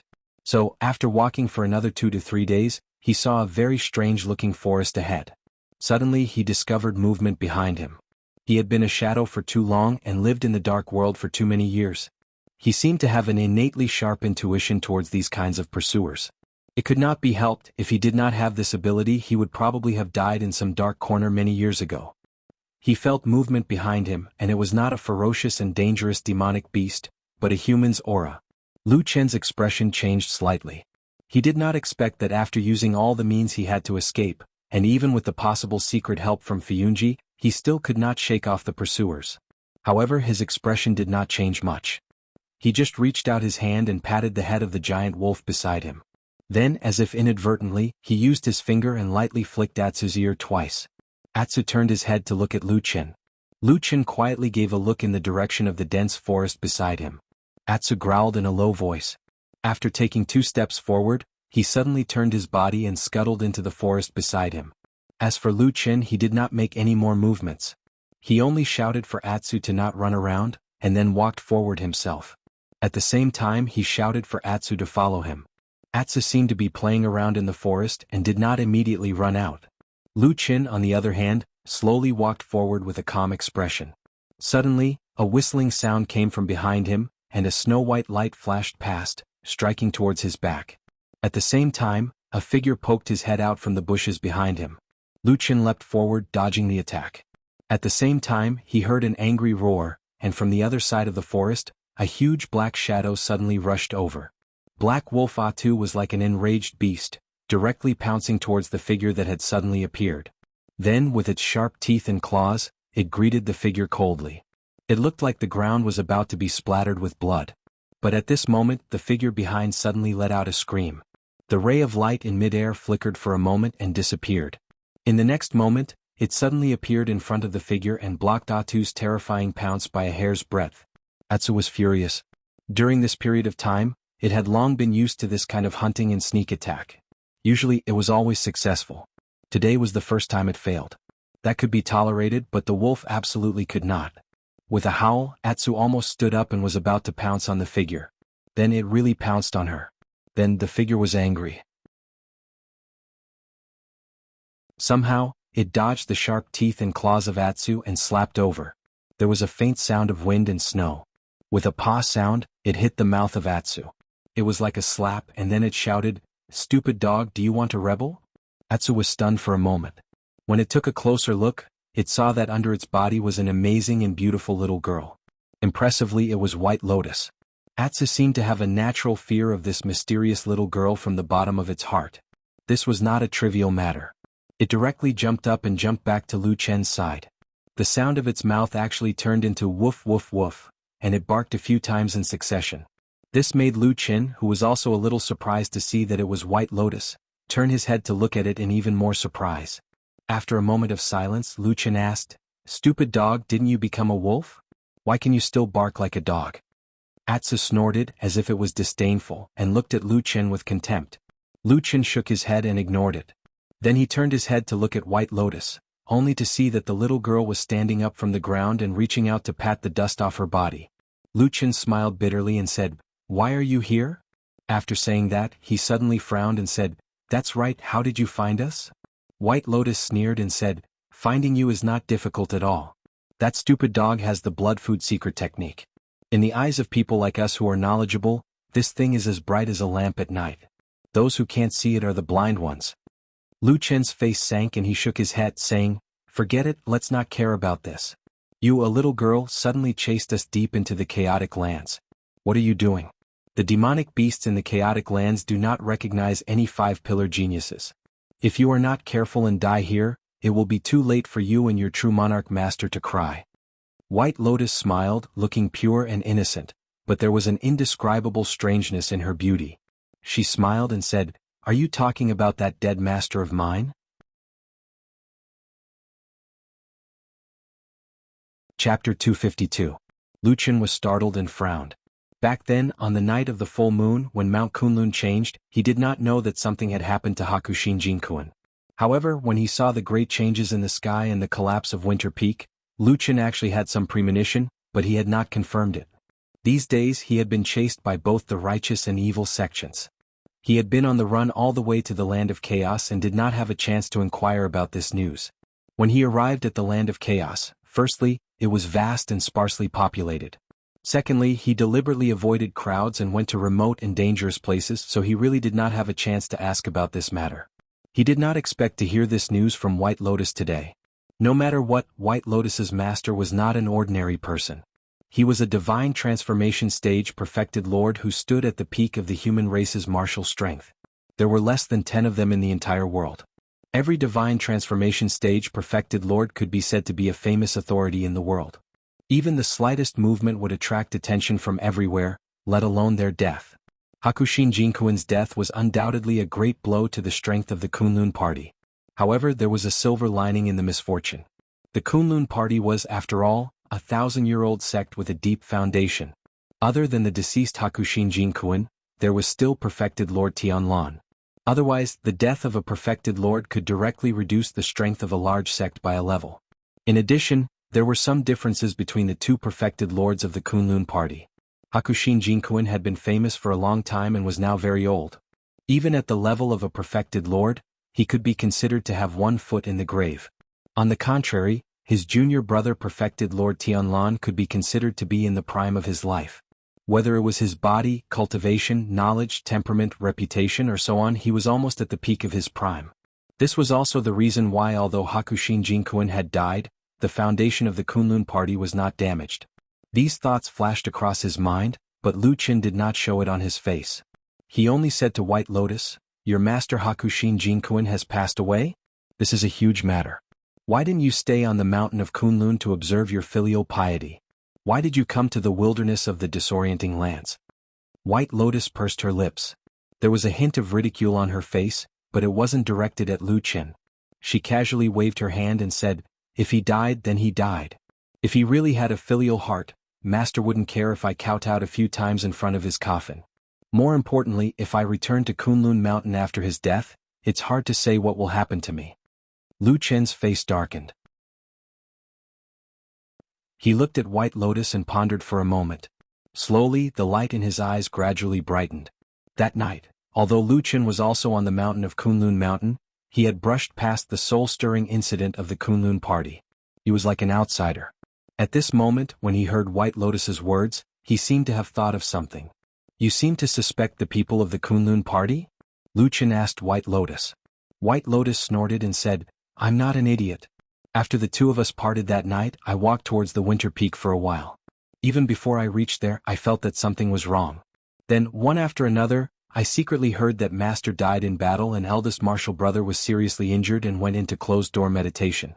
It would be a joke to say that there's nothing wrong here." Lu Chen nodded slowly. There was a bit of appreciation in his eyes as he looked at this little girl. However, he still couldn't help but say, "Since you feel that something is wrong and don't want to stay on the mountain of Kunlun Mountain, you should go back to your hometown, the Bai clan in Kunwu City. There are always your elders and family members there who can take care of you." White Lotus had a disapproving look on her face and even had a trace of contempt. She said, "If someone in the Kunlun party really wants to harm me, you wouldn't think that the Bai clan can handle it, right?" Lu Chen smiled and said, "That's true. The Bai clan definitely can't handle someone who can arm wrestle with your master and senior martial brother." White Lotus said, "Not only can't they handle it, but there are also no good people in that clan. If someone really forces them too much, maybe that family will turn around and send me there to take credit. I won't go to the Bai clan unless my brain is damaged." Lu Chen looked at her with interest. He only felt that this excessively beautiful little girl seemed to be more and more mysterious and suspicious. He said with a smile, "That's your hometown. What? From what you see, you also have a lot of dissatisfaction with the Bai clan." White Lotus was about to open her mouth and seemed to want to complain for a while, but she suddenly became alert. She glanced at Lu Chen and coldly snorted, "It's none of your business." Lu Chen laughed and said, "Hey little girl, don't be so vulgar." White Lotus ignored him and walked straight to Atsu's side. She reached out her hand to touch its head. Today Atsu was a huge black wolf. Just by standing it seemed to be taller than White Lotus. But White Lotus didn't look afraid at all. Instead, she was interested in touching the smooth fur on Atsu's head. Atu's expression was also very strange. He seemed to want to leave, but he also seemed to feel comfortable. He hesitated, but in the end he still stood there without moving. He probably felt that this mysterious and fierce little girl did not have any hostility towards him. In Kunlun Mountain, the relationship between Lu Qin and White Lotus had always been very subtle. On the surface they maintained a peaceful relationship. But in private they had fought to the death several times. Their actions were also extremely ruthless. It was not an exaggeration to say that they were mortal enemies. But now, in the chaotic land far away from Kunlun Mountain, in this dangerous, vast and sparsely populated wilderness, the atmosphere between the two of them seemed to be a lot more peaceful. At most they just quarreled a little, but they didn't have the intention to fight anymore. But even so, when Lu Qin was about to leave with Atsu, he saw White Lotus following him calmly as if nothing had happened. He couldn't help but roll his eyes and said, "I say, why do you keep following me?" White Lotus said matter-of-factly, "Tell me the secret of the blood food secret method and I won't pester you." Lu Qin sneered and said, "You're just a little girl, but not only do you know the blood food secret method, you also know so many sinister methods and magical powers. Why don't you tell me the origin of these secrets first?" White Lotus shook her head and said, "I can't tell you." Lu Qin said, "Then why should I tell you? Besides, this method is originally a plaything of the southern barbarians. It's incompatible with our Central Earth's Tao method and magical powers. Even if you don't know about it, it doesn't matter. Why do you care so much about it?" White Lotus wanted to say something but hesitated. She glanced at Lu Qin and shook her head. "Why do you always have a belly full of evil tricks? Why do you always try to get information from a little girl like me?" Lu Qin laughed and turned around to walk away. He said, "If you don't want to tell me, I can't force you. But this chaotic land is full of unfathomable dangers. If we go deeper, even I don't dare to be careless. My life could be in danger at any time. Although you have some skills, you're still a child. You also have a clan in Kunwu City. Why do you need to run here and suffer? If you die here without rhyme or reason, wouldn't it be too unjust?" White Lotus thought for a moment but still followed him. She then calmly said, "I don't have anyone close to me in my clan. Since I was a child, no one has taken a liking to me. It's just that their temperament suddenly changed after they found out I have the 5-pillar divine disc. It's annoying. In any case, it's rare for me to come out. This carefree life is much more comfortable than living in Kunlun." Lu Qin smiled and said, "Then why don't you go by yourself? Wouldn't that be more carefree? The world is so big. You can go anywhere and do whatever you want to do." White Lotus shook her head. After a pause, she said in a slightly gloomy voice, "After coming out, it seems like you're the only person I know in the whole world. In any case, I have nothing to do. I'll just follow you for a while." Lu Qin was startled. For a moment he didn't know what to say. The words he wanted to say suddenly couldn't come out. He was silent for a moment. Then he suddenly laughed at himself. He thought to himself that he was indeed much more soft-hearted than the cold and emotionless assassin from 10 years ago.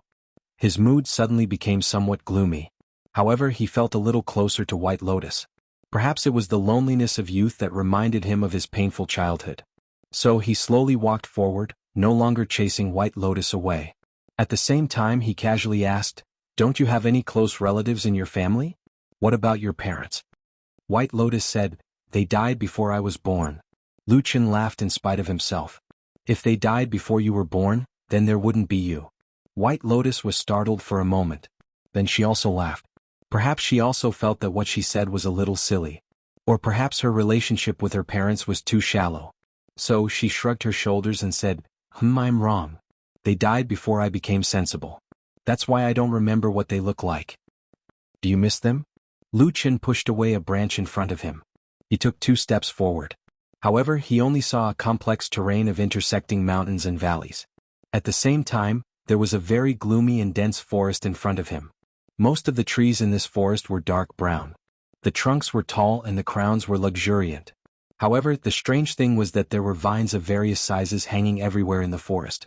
Most of them were hanging on the branches of different heights. Many of them were growing on the ground of the forest. But other than that, there wasn't much abnormality. Lu Qin stared at the forest and his brows suddenly furrowed. At this time, White Lotus also walked to his side and said, "I don't miss them." Lu Qin was slightly surprised. He looked at her and said, "Why? People have feelings for their children. It's natural. No matter what, it's your parents who gave birth to you. Why don't you miss them?" White Lotus snorted and said, "Since they gave birth to me, shouldn't they raise me and take care of me? They didn't have the ability and died early, leaving me to suffer alone. Why should I remember their kindness?" Lu Chen thought for a moment and said, "Perhaps they also have their difficulties?" White Lotus didn't seem to want to talk about this topic anymore. She walked straight forward and said, "What difficulties does a dead person have?"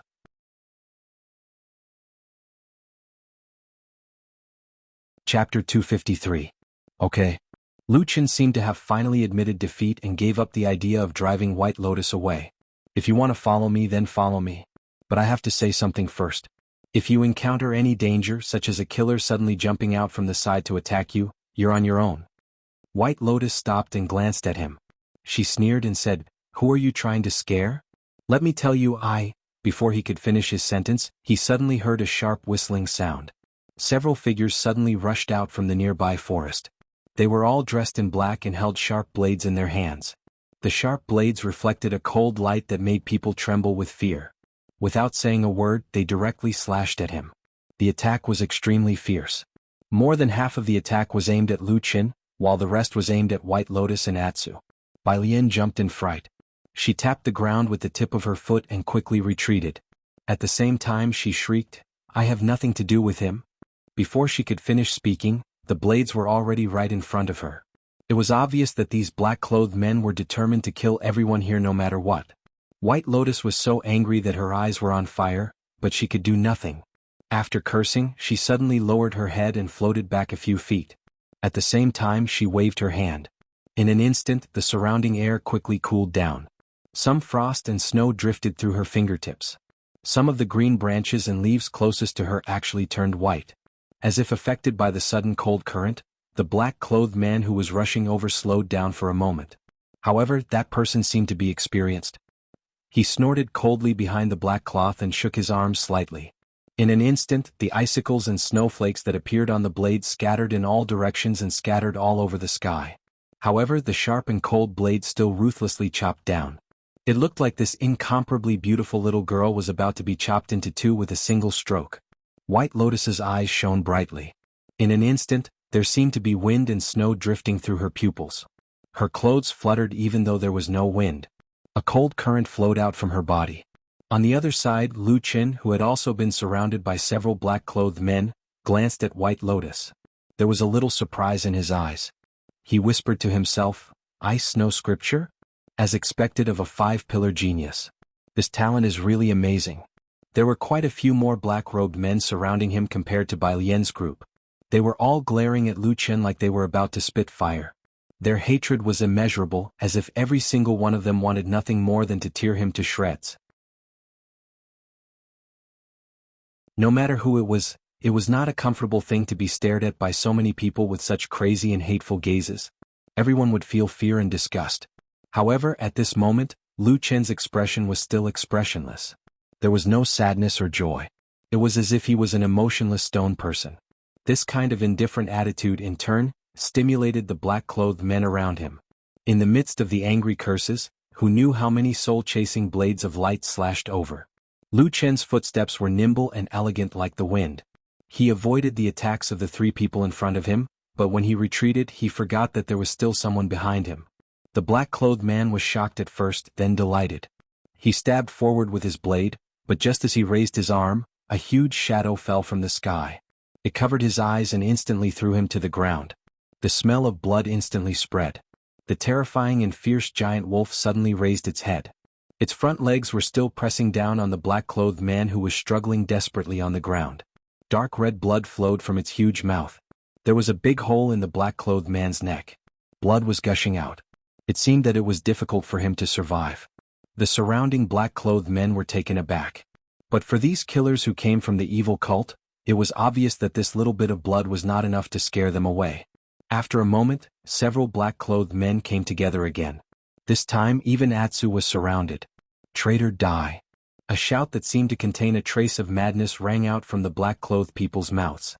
Lu Chen's face was gloomy as he coldly looked at these vicious and valiant killers who were like lunatics. Once upon a time he was also one of them.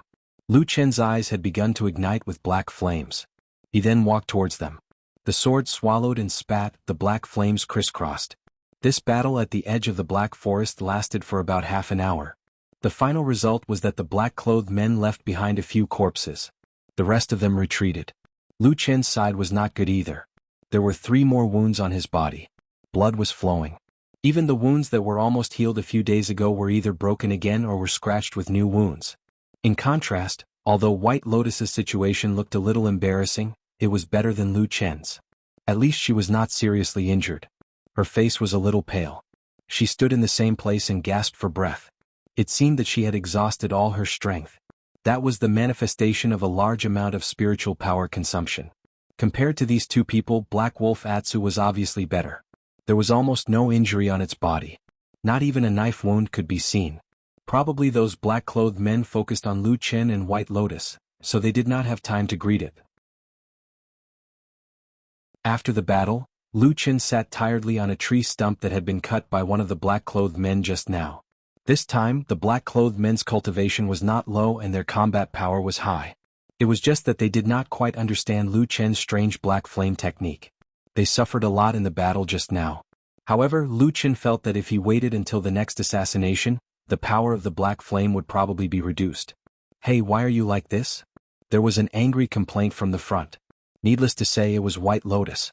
Her beautiful and moving little face was full of anger as she said, "A bunch of people randomly jump out from the side to kill you. You're like a madman. You even implicated me." Even though Lu Chen was exhausted, he still laughed loudly when he heard this and said, "Didn't I tell you just now? Don't regret it if you follow me.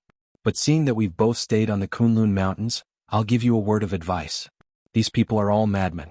They have no qualms about killing people. Otherwise you'd better leave me. At least you can live a little longer." White Lotus snorted. Her expression was a little strange. After looking at Lu Chen for a while, she suddenly said, "You really are a jinx." Lu Chen said, "Everything is fine. Why are you scolding people?" White Lotus said, "If not, why did you implicate EXN to die?" Lu Chen's body shook. The smile on his face slowly disappeared. He seemed to have something to say. But in the end he remained silent. After a bitter laugh, he shook his head and did not speak again. After being suddenly stabbed by White Lotus's cold words, Lu Chen became much quieter. He did not say a word for a long time. As a result, the atmosphere between the two people and the wolf suddenly became stiff. However, Atsu did not seem to care. It was still sniffing around. It seemed that it was not at ease with its surroundings. Lu Chen whistled and Atsu ran to his side. Lu Chen gestured for it to squat down and then he climbed onto it. Then he rode on the black wolf and began to move forward. White Lotus's eyes instantly lit up. The way she looked at Atsu suddenly changed. After a while, she ran over and said loudly, "I want to sit too." "Let me sit too." Atsu growled. It seemed to be unwilling. Lu Chen also waved his hand and said, "Go, go, go." "I was injured. In order to recover as soon as possible, I let Atsu carry me temporarily. How are you injured? Why are you joining in the fun? Go away." White Lotus said indignantly, "Hey, don't turn your back on me so quickly. At least I helped you to stop 2 men in black just now, okay? Besides, if it wasn't for my skills and the magical power of ice and snow that my dead master taught me, wouldn't I be dead now? How could I help you win this battle? It's already like this and you still won't let me ride this black dog wolf?" Lu Chen smiled and said, "Atsu has its own intelligence. It has its own decision in its heart." After saying that, he lowered his head and patted Atsu's head. He said, "Atsu, are you going to let her come up?" As he said that, he pointed at White Lotus. Atsu looked at the direction he was pointing at. It barked twice and then shook its head like a child playing with a rattle drum. White Lotus was very angry, but there was nothing she could do. She could only scold this stupid dog, no black wolf, and then followed the two of them forward. Along the way, Lu Chen would pat Atsu's head from time to time, indicating the direction it should go. Unconsciously or unconsciously, he avoided the strange dark brown forest. At the same time, not far away from him because Lu Chen was riding the wolf and White Lotus was walking, her body looked even smaller. But White Lotus did not have much opinion on this. She seemed to have calmed down from her initial anger. She said to Lu Chen, "I have something to ask you." Lu Chen declined to comment and said, "Say it." White Lotus said, "Why did you suddenly sense the pursuers so keenly?" She stared at him and said, "This is not quite right. You always seem to know something about the evil sect in advance." Lu Chen shook his head and said, "You misunderstood. The reason why I know a little about the evil sect is actually because I once stayed in the evil sect for a period of time.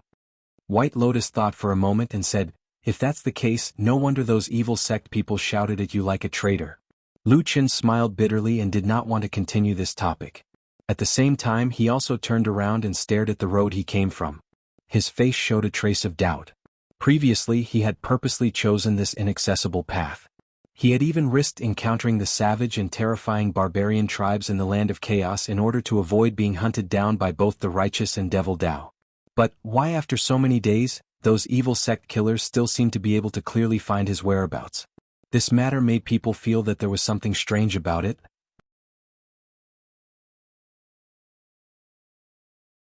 Chapter 254. There's something I must ask you. Lu Qin suddenly stopped and said to White Lotus, if you don't make it clear we can't stay together. White Lotus glanced at him and said, you look like you're interrogating a criminal, what is it? Although I have fought with you a few times, but until now I have not really let you down. I am just a little girl, you are a man, what are you afraid of? I really don't understand. Saying that, she shook her head repeatedly, looking as if she did not agree.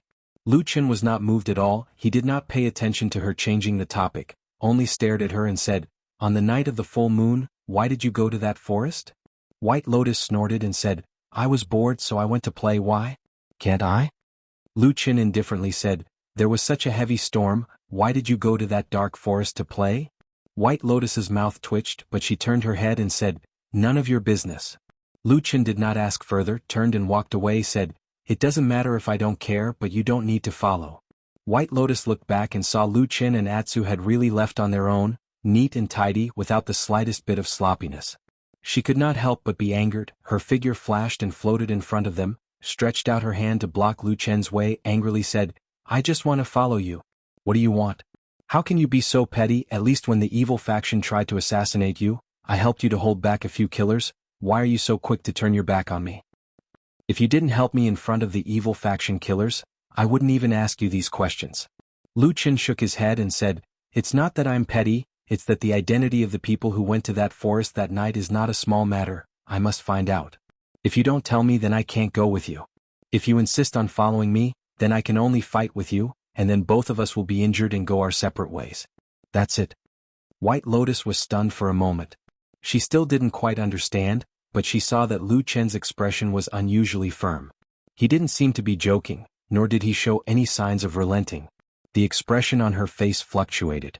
After a while she said, all right, I'm here to look for you. Lu Qin's gaze suddenly turned cold as he looked at White Lotus and said coldly, you are from the Three Realms Demon Sect? What? Of course not. White Lotus cried out, looking angry and aggrieved. No matter what, I'm a five-pillar genius who was accepted by a soul formation perfected lord, alright? I'm not a fool to join a fiend cult for no reason. Lu Qin stared at her for a moment. Then he slowly nodded. His expression softened a little. What you said makes sense. Then he seemed to have thought of something. He suddenly smiled bitterly and said in a low voice, but to be honest, there are actually those kinds of fools. What? White Lotus didn't hear clearly and asked, oh, nothing. Lu Qin waved his hand. Then he sternly asked, why did you look for me that night? Also, how did you know that I was in that forest and find me? Speaking up to here, Lu Qin's expression turned serious. These days he had been repeatedly recalling the process of that full moon night. Other than perfected Lord Tianlan going back on his words and not going outside, what surprised and puzzled him the most was the sudden appearance of White Lotus. This little girl seemed to be filled with countless secrets, making it hard for people to see her true face. White Lotus looked a little reluctant. It seemed that she didn't want to say it, but under Lu Qin's determined gaze she finally shrugged and said, I can feel your position. Lu Qin's body shook. A trace of astonishment flashed across his face. He said, my position? Are you sure? Haven't you always been interested in Atu? I had already believed that you were probably able to sense the location of this stupid dog because of the secret of blood feeding, this kind of messy southern barbarian sorcery. Brr. Atu roared from the side and bared his teeth. His expression was ferocious as he looked at White Lotus with an unfriendly gaze. White Lotus was angry. She spat at the guy who looked like a giant wolf and scolded, it's Lu Qin who scolded you. What are you yelling at me for? Are you bullying the weak and afraid of the strong? Atsu wagged its tail and leaned against Lu Qin. It seemed to be saying, "Don't try to drive a wedge between us, woman." White Lotus shook her head. She was too lazy to care about the strange black dog. She said to Lu Qin seriously, "Now that things have come to this, it seems that I can only tell you the truth. In fact, what I can feel is not this stupid dog but your position. You have the breath of the branch of the tree of God on you, and it always resonates with my pendant." As she said, she reached into her chest and turned over her clothes. She took out a pendant. It was the branch of the tree of God that Lu Qin had seen that day. Lu Qin's expression changed slightly. After White Lotus said those words, she kept staring at Lu Qin's expression. At the same time, she stared at him, waiting for him to speak. Unexpectedly, Lu Qin just frowned and did not speak for a long time. She could not see anything and felt a little unhappy.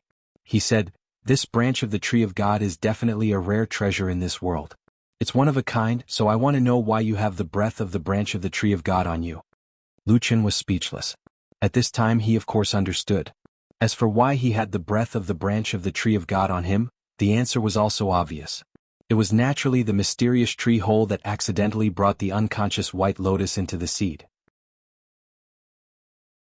As a result, the ancient tree hole absorbed abundant spiritual power from the branch of the tree of God and changed. The most obvious and most mysterious change was that, on the tree wall that was covered by the green mist in the tree hole, the shape of two doorways appeared. The tree of God was a holy object that was worshipped and revered by the Three Realms divine sect. When Lu Qin first sneaked into the devil sect, he did not really believe in this thing. However, later on he found out that the legendary one branch, two leaves, one seed really existed. Moreover, by chance he also secretly obtained the most important seed. The seed of the tree of God and the branch of the tree of God came from the same source. If something magical happened between the two of them, it would not be too strange. However, from then on, White Lotus could suddenly feel his own position. This was a very troublesome thing. While he was calculating, White Lotus asked, "I've been thinking about it for a long time. I didn't feel anything like this when I first saw you. It was only after I fainted that you started to have this aura." Lu Qin's heart skipped a beat. He could not help but look at White Lotus. He thought to himself, this little girl looks young, but her mind is really exquisite, crystal clear, and extremely smart. It is as if she has a telepathic connection with me and thought of the same thing at once. White Lotus looked at Lu Qin and snorted coldly. "Did you do something when I was unconscious? That's why the power of the branch of the tree of God was a little difficult to control after I woke up." "There's no such thing." Lu Qin shook his head very straightforwardly and lied to the girl without blushing. Then he said, "Could it be that you found something wrong with the branch of the tree of God?" White Lotus gritted her teeth and looked a little distressed. "That's the problem. The treasure itself didn't seem to have any problems. But why did you suddenly have this kind of breath?" Lu Qin relaxed and laughed. "Maybe it's because you used the power of the tree of God to attack me that day. After I was injured, I got a little smell. You can't blame me for this." White Lotus looked doubtful and looked at Lu Qin suspiciously. She probably felt that this man's words couldn't be completely trusted. But at the moment she couldn't say anything. After all, there was nothing wrong with the branch of the tree of God. Lu Qin put down the stone in his heart and felt much more relaxed. He turned around and continued to walk forward. At the same time, he said to White Lotus, "Then according to what you said, you were able to find me in this disorienting lands because of the breath of the branch of the tree of God?" White Lotus said, "Yes. Otherwise, I wouldn't have been able to catch up to you. You're as cunning as a loach. If I were someone else, I probably wouldn't have been able to catch up to you." Lu Qin chuckled. His face was expressionless, but at the same time, he snorted in his heart. That's right. Logically speaking, he should have shaken off his pursuers. Why were they able to catch up to him? Several of our hall's most powerful experts who specialize in tracking have already entered the disorienting lands. No matter how He Lang tries to evade, he shouldn't be able to escape from their pursuit. At the foot of Kunlun Mountain in Kunwa City, inside the Black Hill Pavilion in a secluded alley, Old Ma expressionlessly leaned against the wall of the hand-wrapping corridor. He looked at the two people in the courtyard. One was a bald fatty with an unusually tall and sturdy figure. Even though he was just sitting, he seemed taller than the charming and beautiful woman standing in front of him. When Old Ma's gaze fell on the woman again, there was a trace of deeply concealed fear in his eyes. She was Shuang, the leader of Zhengxianmeng Fuyunji. She had been in this position for 10 years. Once, he and Lu Qin could be considered as people who lived under her protection and lived in seclusion to avoid calamity. At this moment, when she said these words to true Lord Tianlan, her expression was calm. It was as if she was talking about an ordinary matter that had nothing to do with her. There was no joy or anger on True Lord Tianlan's face. There was only calmness. After a while, True Lord Tianlan suddenly shook his head and said, "Not necessarily." Shuiying was a little surprised. She raised her head and looked at True Lord Tianlan. She frowned and said, "But isn't He Lang almost a cripple?" True Lord Tianlan closed his eyes and didn't say anything. Shuiying waited for a while and didn't dwell on this issue. She said, "I came here this time to ask you to tell me how we should treat He Lang in the future." At this moment, old Ma, who was standing to the side, unconsciously straightened his body. His gaze also quietly fell on True Lord Tianlan's face. There was a moment of silence in the courtyard.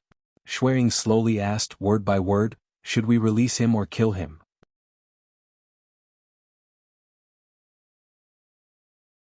Chapter 255. Should he be let go or should he be killed? Shuiying spoke very slowly. Although her expression was still calm, there was a hint of seriousness in her eyes as she stared unblinkingly at True Lord Tianlan. Old Ma, who was in the corridor, seemed to be holding his breath as he looked nervously at the fatty sitting in the courtyard. True Lord Tianlan was silent for a while, then said lightly, "Don't worry about him, let him be." Shuiying nodded and agreed. Old Ma, who was beside her, let out a long sigh and wiped his forehead with his hand. True Lord Tianlan's gaze seemed to inadvertently sweep over the corridor, but it quickly moved away. He looked at Shuiying and said, "Mobilize the people from the disorienting lands and send them back to the Immortal City in several batches. You also go back there to oversee things and prepare carefully. In about half a year to a year I will send out the Heaven Token."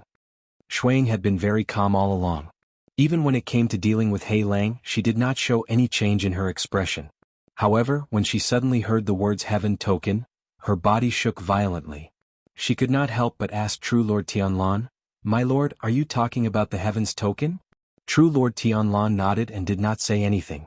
Shuiying lowered her head as if she knew that she had lost her composure.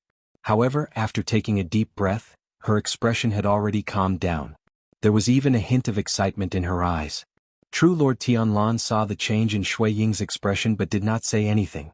After a while, Shuiying asked carefully, "My lord, about the reorganization of Fuyunji that you mentioned before, let's begin." True Lord Tianlan did not hesitate and said straightforwardly, "Just do as I told you before. The Immortal City has basically been arranged, you just need to follow the plan. I still need to reorganize the Kunlun party for a while, but it should not take too long. When the time comes I will come and tell you." "My lord is wise." Shuiying bowed deeply. At this moment, the face of this charming and beautiful woman did not seem to have the usual fierceness. Instead, there was a bit of heartfelt admiration. However, perfected Lord Tianlan was probably the only person in this world who could make a woman like her have such an expression. After a while, when all that needed to be said was said, Shuiying bade farewell and left. Supreme Lord Tianlan naturally sat there without moving. It was old Ma who sent Shuiying out of the deserted Black Hill Pavilion. Just as she was about to step out of the door, Shuiying suddenly stopped and turned to look at old Ma. Shuiying's expression was different from her previous humble and obedient demeanor in front of True Lord Tianlan in the courtyard. At this moment, Shuiying's expression had returned to her usual self. The sharpness hidden in her beautiful face seemed to be released once again as she looked indifferently at old Ma. Old Ma stepped aside and quietly lowered his head. "Old Ma," Blood Oriole called out. "I'm here," replied old Ma. "How long have you been with He Lang?" Old Ma hesitated for a moment but still answered honestly, "More than 10 years. If we count from the time when he was still in the devil cult, then even earlier." Shuiying hummed and said, "You are also an old person in Fuyunji. Moreover, He Lang's identity is special. Back then even I could not ask about him. Only you and Supreme could contact him. What do you think of this person?" Old Ma was silent for a moment, then said, "It doesn't matter what I think. The most important thing is what Supreme and you plan to do. As long as there is an order, we, as subordinates, will naturally follow it." Shuiying stared at him for a moment, then nodded and left without saying anything else. After watching the charming yet vaguely fierce woman leave, old Ma stood alone for a while before returning to the backyard. Supreme Tianlan was still sitting in the same place. At this moment he was looking up at the sky. Old Ma walked to his side and stood there. He also looked up and saw a dark cloud floating in the small sky above his head. "Do you blame me?" Supreme Lord Tianlan suddenly asked. Old Ma shook his head and said, No, it was Hei Lang who couldn't get over it and insisted on walking down the road of no return. It's not your fault. Supreme Tianlan snorted and shook his head without saying anything. Old Ma continued, that night, on the long street of Kunwa City, I already told him everything that should be said. Hei Lang himself should know how serious the consequences of his actions were and how troublesome it would be. Supreme Tianlan was silent for a long time before he said, after staying in the devil cult for a long time, his temperament has probably changed. Old Ma's body trembled slightly and he subconsciously blurted out, but he's absolutely respectful and loyal to you. Supreme Tianlan turned to look at Old Ma. That gaze was calm and emotionless, but it seemed as heavy as a mountain. At that moment, Old Ma felt as if the entire Kunlun mountain was pressing down on his shoulders and back, making him feel suffocated. He almost knelt down. Fortunately, this feeling disappeared in the blink of an eye. In the end, he clenched his teeth and endured it. But after a while, the back of his clothes was already wet. After a while, Supreme Tianlan seemed to be a little dispirited and said, forget it. Anyway, it's already like this. Let him be. I don't know if he really came back from the land of chaos alive. Shuiying went all the way out of Kunwa City and came to a secluded place outside the city.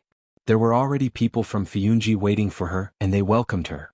Shuiying ordered people to stand guard outside while she walked alone to a quiet place. She then took out a bright yellow talisman from her bosom and directly lit it up.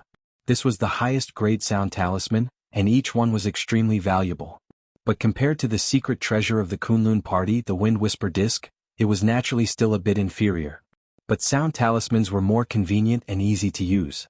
Although there were some limitations, such as the fact that two people couldn't communicate with each other and could only transmit a single message, over the years, sound talismans were still quite popular among the higher-ups of Zhangxianmeng. As the fire lit up, several magnificent spirit lights flickered, forming a ring that kept rotating. Shui Ying's expression was solemn as she said to the ring of spirit lights, give up on the pursuit and return to the immortal city. As soon as she finished speaking, the magnificent ring of spirit lights suddenly trembled with incomparable intensity. There were faint tiny waves of air in the air that rushed towards the surroundings with incomparable speed, faintly emitting ear-piercing whistling sounds. This continued for a little less than the time it took to drink a cup of tea before it gradually calmed down. Then the ring of spirit lights disappeared, and the sound talisman was completely burnt at this moment. Shuiying swung her hand, and the last bit of ash fell from her white palm and floated in the wind. At the same time, in the faraway land of chaos, in a river valley that was blooming with a large expanse of bright flowers, a similar sound talisman was also burning in the hand of a woman in red. The strange ring of light flickered with a magnificent luster, flashing on her fingertips, causing her beautiful face to become a little bright red, as if she was a little excited. The woman in red stood in the river valley not too far away from the bloodthirsty demon flowers. If there were people familiar with the strange and cruel habits of these demon flowers, they would probably be able to see that she just happened to be standing on the edge of that invisible boundary. If she just went a little further, the bloodthirsty demon flowers would be alarmed, and they would start hunting for food. Under the clear sky, this scene of a beautiful woman and a beautiful flower was really beautiful, but in the dark, danger lurked everywhere and life and death were only an inch away. Further away in the river valley, there were quite a few people standing. These people seemed to be wearing different clothes, but each of them was valiant and capable. They were all part of the elites of this hall in Zhangxianmeng and Fiyunji. For so many years, the devil cult had been on the decline, and Zhangxianmeng had been peaceful for a long time. Only Fiyunji, a hall that specialized in dealing with the devil cult, had all kinds of powerful people. At that moment, the red-clothed woman was looking at the ring of spiritual light in her hand the entire time. As for the surrounding people, they had all made way for her. All of them were quite a distance away from her. Evidently, this red-clothed woman's status in the floating clouds department was not low. After a short moment, the spirit light ring suddenly shook violently, and dazzling light flickered. Immediately after, a sentence came out of the light. It was unexpectedly the same sentence that Shuiying had said through the sound transmission talisman outside Kunwa City in the western continent. This voice wasn't loud, and only the woman in red standing next to the spirit light ring could hear it clearly. After hearing this sentence, she nodded slightly, then flicked her finger. The sound transmission talisman floated up and burned, scattering like dust on the ground behind her. She turned around and walked towards the entrance of the river valley. At the same time, she waved her hands, and the people in the surroundings of Fiyunji quickly gathered around her. "Miss Hong, did Hall Master Shuang send an order?" someone asked from the side. The woman in red, who was addressed as Miss Hong, smiled and nodded. "Yes, Sister Shuang sent me a message just now. She has given me instructions on this matter." Speaking up to here, she paused for a moment, then continued, "You all probably know that she has been in the western continent's Kunlun mountain for the past few days, so this order is most likely the order of that true monarch Tianlan above us." The people around her immediately became restless. Even in Zhengxianming, the largest power in the cultivation world, a soul formation true monarch was still an unreachable existence. It was enough to make people feel awe and respect. Not to mention that true monarch Tianlan was actually the legendary figure who founded Fiyunji. For so many years, he had always led Fiyunji to fight against the devil cult. He was a godlike figure in the hearts of almost everyone present, an existence that was a level higher than the other true monarchs in Zhengxianming. Seeing the expressions on everyone's faces and eyes, the woman in red smiled with satisfaction and said, "So everyone must do your best to follow this order. Don't be lazy." Everyone burst into laughter. Someone laughed and said, "Who dares to be lazy? Isn't Miss Hong here to watch? What order is it? Just say it." The woman in red nodded and smiled. Then, her expression suddenly became solemn. She said, "Receiving the order from Hall Master, we will use all our strength to chase after the devil cult's black wolf. When we find him, we will kill him without mercy."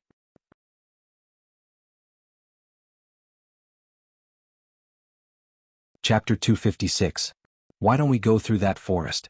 Wouldn't it be faster to go through from there? In the disorienting land, White Lotus asked Lu Qin, pointing at the dark brown forest in front of them. By this time, Lu Qin had already called Atu back to his side.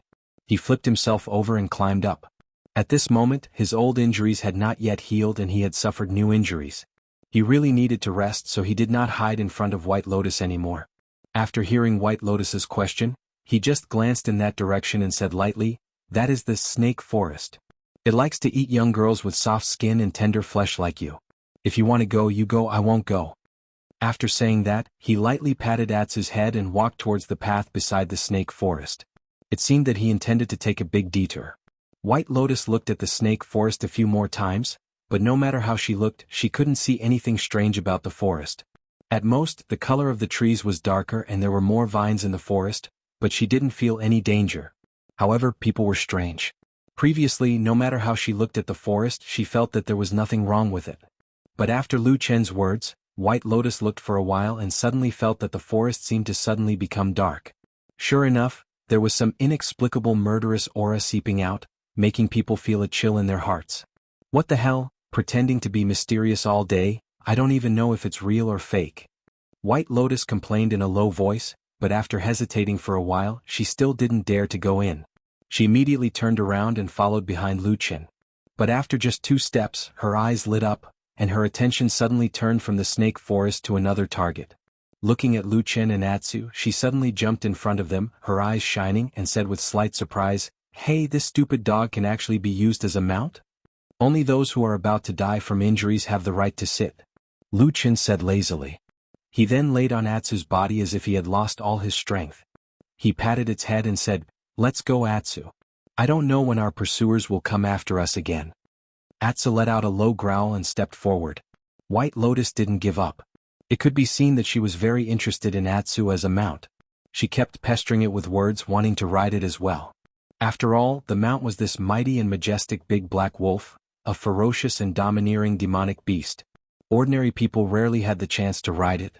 Lu Qin was annoyed by her pestering. He rolled his eyes and said, "Don't talk nonsense. I told you just now that Atsu is not for anyone to ride. If you don't believe me, you can ask him." White Lotus immediately ran in front of Atsu. She looked very excited. At a glance, she really looked like a 10-year-old child. Lu Qin shook his head as he watched from the side. This girl Bai Lian was truly strange. Sometimes she seemed as innocent and pure as a young girl, but sometimes she was mature and ruthless to a frightening degree.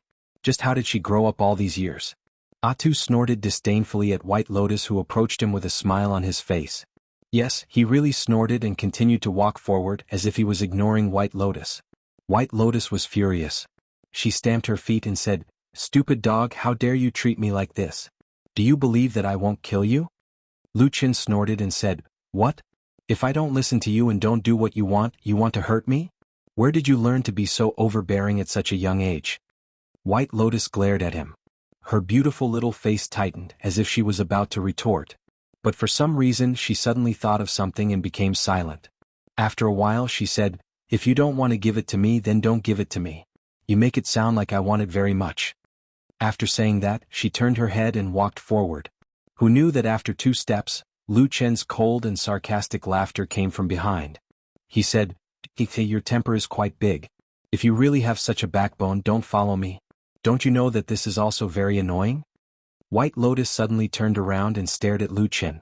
Her face turned pale for some reason, and a murderous intent faintly emerged from her clear eyes. Atsu immediately stopped and growled. The hair on his neck slowly stood up. Obviously he also felt some danger. Lu Chen looked the calmest. He looked at White Lotus and said with a smile, "What? Did I say something wrong? Did I hurt your heart? Or did I say something that made you uncomfortable? Let me think. Maybe it's that annoying word?" He looked at White Lotus, his face calm but a bit cold. He said, "It seems that someone has said this to you before, right? Since you were young, when you heard this sentence, did you also feel especially scared? Or when someone said this sentence you once?" "Enough." Suddenly White Lotus shouted. Her eyes widened and stared at Lu Chen. She said coldly, "Has anyone ever told you that you are really a repulsive person?"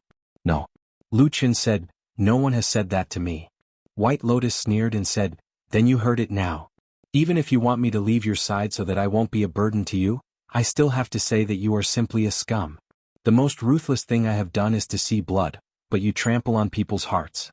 You poke out the secrets in other people's hearts, spread them out, and then step on the ground.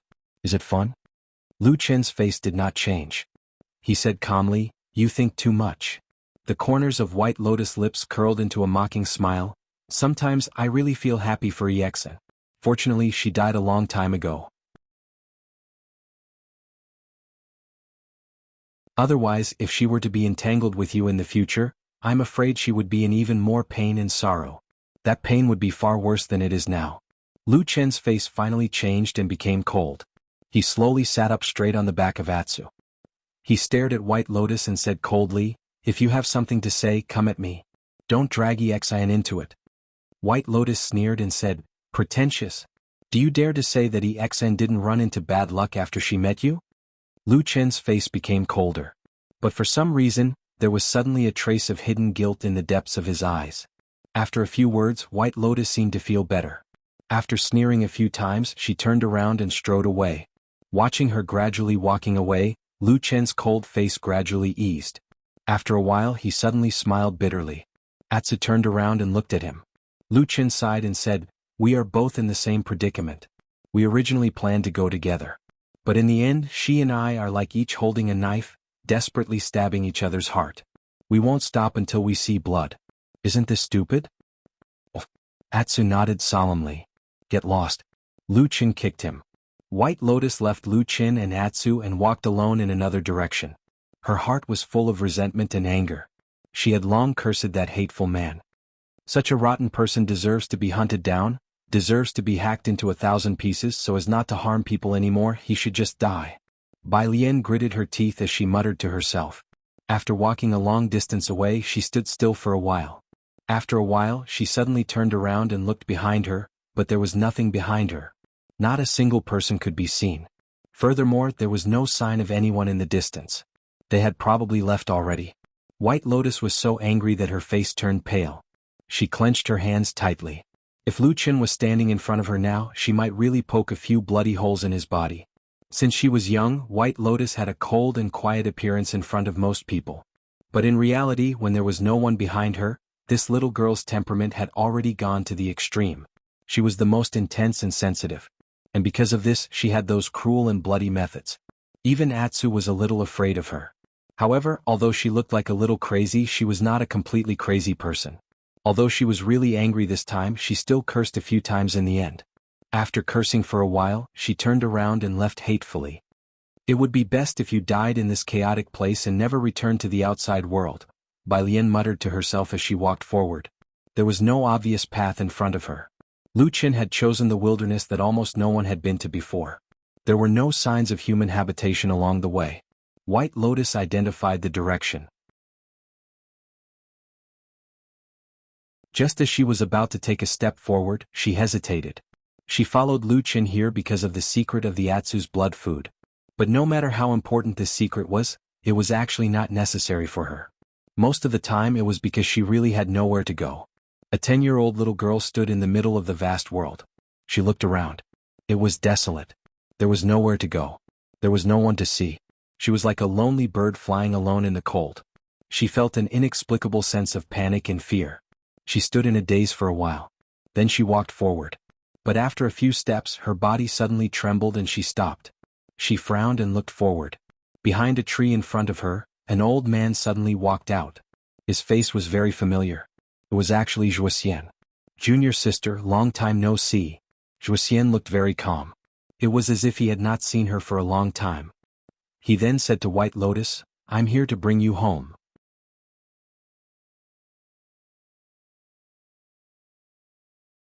Chapter 257. He had traveled thousands of miles from Kunlun Mountain to this place, yet he had suddenly appeared here. This pair of martial brother and sister, who had once enjoyed limitless glory on Mount Kunlun and in the Kunlun party, appeared to be very different in age, almost like grandfather and grandson. However, this did not affect their status at all. This was because not long ago, they had even lived together on the winter peak among the clouds of the Kunlun party. They were both disciples of that deity transformation True Lord. However, in the blink of an eye, the world had changed. The True Lord had fallen, and the winter peak had been destroyed. The once flourishing Bai Chen's branch had instantly fallen, leaving behind only a scene of desolation. Among the rubble that was still piled up like a mountain under the clouds of the sky, there were still some remnants of their former glory. Now, in this desolate land of confusion, Zhuoxian and White Lotus looked at each other. For a moment, they both felt an inexplicable sense of desolation and absurdity. After a while, White Lotus said, "Bring me back." Zhuoxian nodded and said, "Yes, the Kunlun party is your home."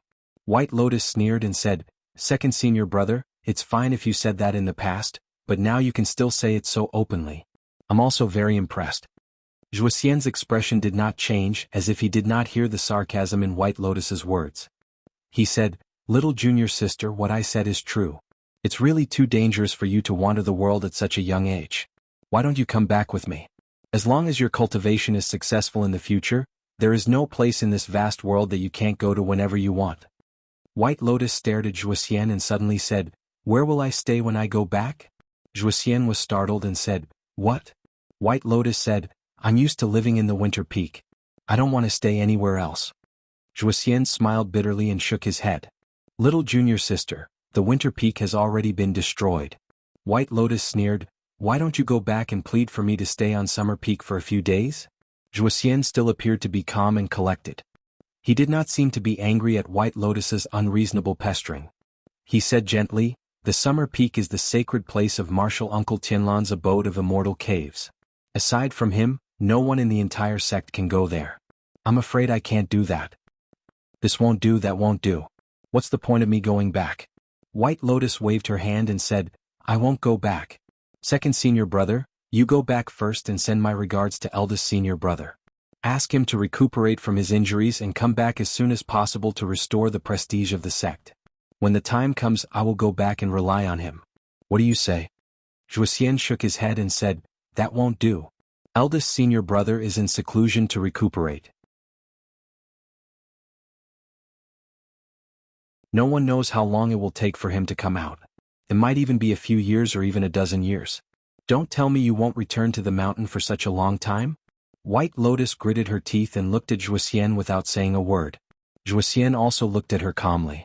They looked at each other for a long time, and the atmosphere seemed to suddenly become cold.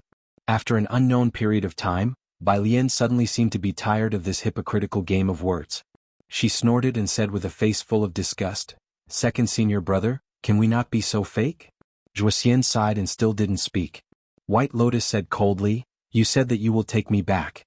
It sounds nice to say that it's going home, but in fact, after I go back, I may have to go into seclusion for decades like eldest senior brother, right?"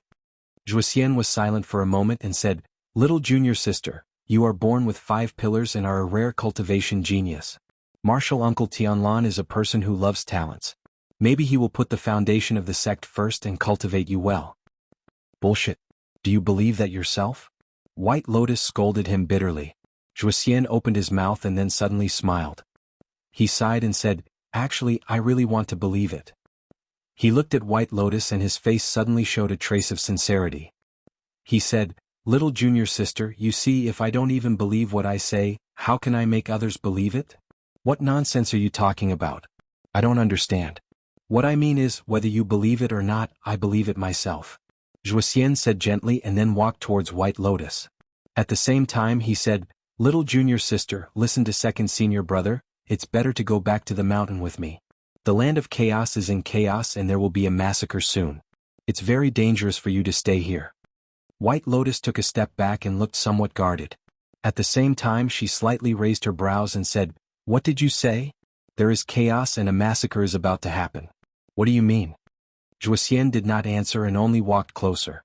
White Lotus's face darkened. Suddenly she let out a soft whistle and her body flew backwards. However, even though her movements were extremely fast, in the blink of an eye, Zhuxian's body had moved like a ghost and at the same time, he reached out to grab White Lotus's wrist. White Lotus was shocked and could not help but look at this second senior brother in a different light. In the past, in Hakushin Jinkuan's faction, Hakushin Jinkuan's position was needless to say. Among the three disciples, Spiritual Master Idlemonth was a great spiritual master of the Yuanying realm and also the sect leader of the Kunlun sect. Her status and cultivation were all top-notch. As for the third disciple, White Lotus, although she entered the sect late and was young, her innate talent was too strong. She was publicly recognized as a rare talent. At such a young age she could already look forward to the Yuanying realm and then pull the upper limit to the divine transformation realm. Because of this, White Lotus was also very famous among the elites of the Kunlun party. After all, how many years had it been since the Kunlun party had produced such a genius? In comparison, although Hakushin Jinkuan's second disciple, Zhuxian, was also a veteran of the Jindan Friar sect and was publicly recognized as a person of virtue in terms of fame, he was not as famous as senior brother Idlemonth's spiritual master. Recently, even Zhuxian's little junior sister was not as famous. Of course, this was a very depressing matter. However, things were often like this in the world. There was not much reason to talk about. In addition, Zhuxian had always been low-key and did not want to be in the limelight, so his presence was not strong. Even White Lotus herself, although she was usually taken care of by this second senior brother, in her heart, compared to her incomparably powerful master and eldest senior brother, she still looked down on this second senior brother. Those who did things and took care of others did not have much respect. Those who were high and mighty and did not manage things were instead respected. This was probably the way of the world nowadays. However, no matter how much White Lotus looked down on Zhuxian, now that they had really started to fight, Zhuxian, the veteran Jindan Friar sect's official second disciple, still instantly displayed a shockingly powerful strength. No matter how White Lotus tried to break through, Zhuxian was always one step ahead and blocked in front of her, making it impossible for her to leave. White Lotus used more than 10 methods of movement, but still could not break through Zhuxian's obstruction. Her heart became more and more shocked. She even faintly felt that there was indeed a saying, "There is always someone better than you in the world." Although this was a very reasonable old saying, once she had this kind of feeling, there was no doubt that her self-confidence had already suffered a heavy blow. Finally, after dodging once again, Zhuxian suddenly reached out and grabbed White Lotus's right wrist. He calmly said, "Little junior sister, stop fooling around. Follow me back to Kunlun Mountain." As he spoke, he slightly exerted force in his hand. Instantly, his palm was like an iron lock, clasping onto White Lotus's small hand. If he took another step forward, he would use his incomparably vigorous spiritual power to overwhelm this little girl. At this moment, Zhuxian suddenly heard White Lotus sneer and say, "You are so arrogant now. Aren't you afraid that when I cultivate to the soul formation stage in the future, I will turn around and dismember your body into 1,000 pieces?" Zhuxian's body trembled slightly, and his eyes were also a little stunned. One must know that White Lotus's talent was really too good. When others said that Yuanying and soul formation stage might be boasting, there was a very high chance that what she said would come true. To be remembered and hated by a future soul formation true monarch from now on? Even though Zhuxian had always been calm and collected, at this moment, he couldn't help but have cold sweat on his forehead and his hair stood on end. However, at least he was not an ordinary person. No matter what, he was still a disciple that had been taught by Hakushin Jinkuin for many years. How could he be scared out of his wits just because of a few words? This five-pillar genius was naturally powerful.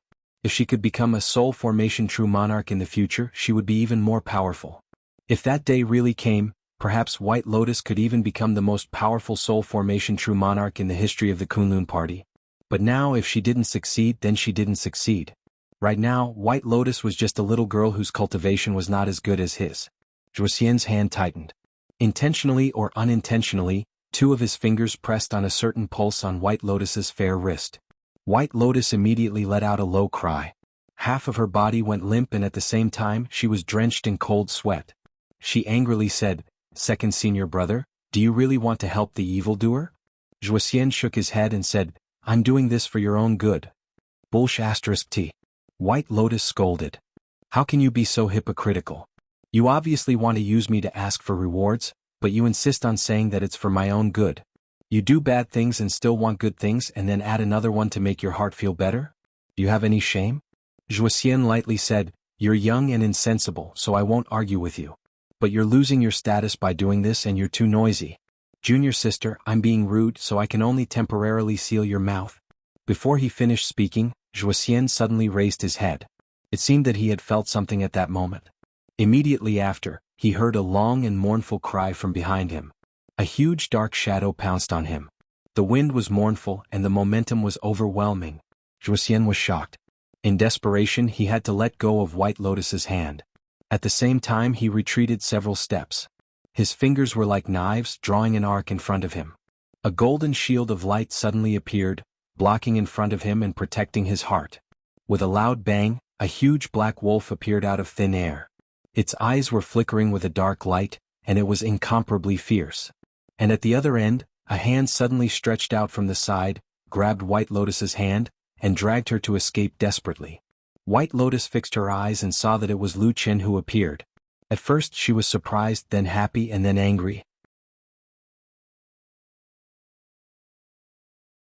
White Lotus gritted her teeth and shouted, "Why did you run over and join in the fun?" Lu Qin glanced sideways while running. Although the atmosphere was tense, he still laughed and said, "You're so fierce, but aren't you still running very fast with me?"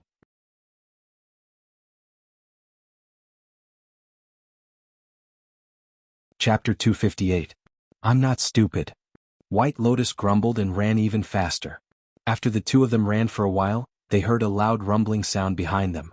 When they turned around they saw a cloud of dust and stones flying everywhere. It was so loud that they couldn't even see the silhouettes of people clearly. After a while, they saw a black figure suddenly burrow out from the cloud of dust and ran wildly towards them. It was Atsu. From the cloud of dust behind Atsu, an angry roar was heard. Zhuoxian's figure soared into the sky, his eyes were bright and his face was filled with anger. His clothes were a little ragged, it seemed that he was caught off guard by the sneak attack and suffered a little loss. White Lotus was shocked and had a whole new level of respect for Atsu's combat power. One had to know that Zhuoxian was a veteran Jin Dan friar of the Kunlun party, and was also a disciple of Hakushin Jinkuin. His skills were not ordinary, it was far from what an ordinary Jin Dan friar could compare with. But even so, this giant wolf Atsu still caused him some trouble.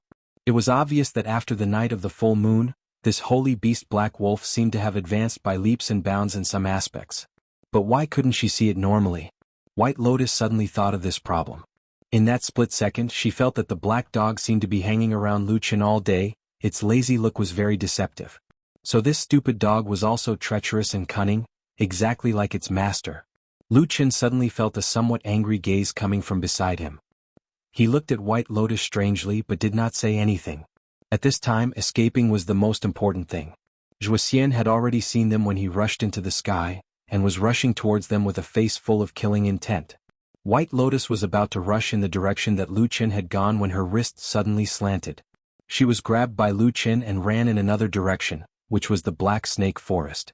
White Lotus was shocked at first because she realized that her wrist had been grabbed by Lu Qin and she had forgotten to shake it off. The second thing that surprised her was the direction that Lu Qin was running in. She could not help but exclaim, "Hey, are you crazy? That's the Snake Forest. Didn't you say that we can't go in or we'll die?" "I lied to you," Lu Qin said calmly to White Lotus as he ran. "Bastard, That person's skills are extremely high. We can't underestimate him. If we get entangled by him, we'll be in trouble. Lu Qin lowered his voice and said to White Lotus, "There's no other way. We can only take the risk and go to the snake forest. After we go in, listen to me. If you're really bitten to death by a snake, I won't be able to save you." White Lotus was shocked again. She stared at him and said, Hey, you just said that you lied to me. Why are you suddenly talking about people dying? Do you even speak the truth? Shut up and listen to me." Before she finished speaking, Lu Qin had already interrupted White Lotus's complaints. They only heard the sound of wind and their vision suddenly darkened. The two of them had rushed into the black snake forest. It was dark in the forest. They could see the long hanging vines of different thicknesses everywhere. Behind them, whistling sounds could be heard. The closest one was Atsu. He ran very fast and had already caught up with them. Zhuxian, who was a little further away, had an ashen face. He was running all the way and was quickly approaching them. The two people and a dog had just rushed into the snake forest when White Lotus's heart suddenly jumped. She saw that among the surrounding black vines, a few of them suddenly trembled slightly. They actually lifted up slightly as if they were alive. Lu Qin didn't have the slightest intention of stopping to observe the surroundings. He directly pulled White Lotus and called for Atsu. They ran all the way into the forest. Wherever they passed, there was a lot of noise and movement. Thus, under White Lotus's shocked gaze, she saw that the surrounding countless vines of various sizes actually began to tremble slightly. Then, as if they were slowly coming to life, they began to slowly slide and stretch out on the strange dark brown tree trunks and branches. They really looked like countless dark snakes. No wonder this place was called the Snake Forest. A strange rustling sound that sounded like snakes and insects crawling began to come from all directions. The dark forest seemed to be startled and began to slowly wake up. Then, it emitted a kind of cold and evil aura that made people shiver from the bottom of their hearts. However, Lu Qin still ignored the movements around him. He still led White Lotus and Atsu all the way and rushed forward. The surrounding moving vines had already increased in number. There were even black vines suddenly hanging down from the sky, suddenly opening a terrifying big mouth to bite. The dark and terrifying spikes seemed to be in the mouth, like the fangs of a giant snake. At this moment, White Lotus's face could be said to be pale. Looking at the countless black shadows swaying around them, it seemed like they would be drowned by the countless snakes in the next moment. And behind them there were also a few angry roars. It was Zhuxian's voice. It seemed that he had also encountered a little trouble, as if he had fought with the strange vines in the forest. However, the most dangerous situation was of course still on Lu Qin's side. They ran in the thicker and thicker forest, and the situation also became more terrifying and dangerous. Seeing the hissing sound and the black clouds that filled the sky about to completely engulf them, White Lotus almost screamed. Lu Qin's eyes suddenly lit up. He pointed to the front and shouted, "Quick! Go over there." White Lotus looked up and was shocked again. She saw in the depths of the forest in front of her, suddenly a light lit up. It turned out to be a strange tree that was completely different from the surrounding black trees. It was silver-white all over and its size was moderate. It looked like an ordinary person would need to hug it. At the same time, whether it was the trunk or the branches of this tree, there was not a single strange snake-like vine. A beautiful and dazzling light emitted from this silver-white strange tree. In this dark forest, it was like a maverick fairy, emitting an enchanting halo. At this moment, the black vines behind and around Lu Qin suddenly seemed to be completely enraged. The whistling sound instantly became several times louder. Countless vines began to grow wildly, flying in the air and pouncing towards them. However, Lu Qin and White Lotus's movements were extremely fast. Without the slightest hesitation, they directly rushed towards the strange tree. At this moment, Black Wolf Atsu's speed also showed its amazing side at this moment. Only relying on his own strength when he was running for his life, he actually surpassed Lu Qin and White Lotus in an instant. He easily passed in front of them and was the first to touch the bottom of the silver-white strange tree.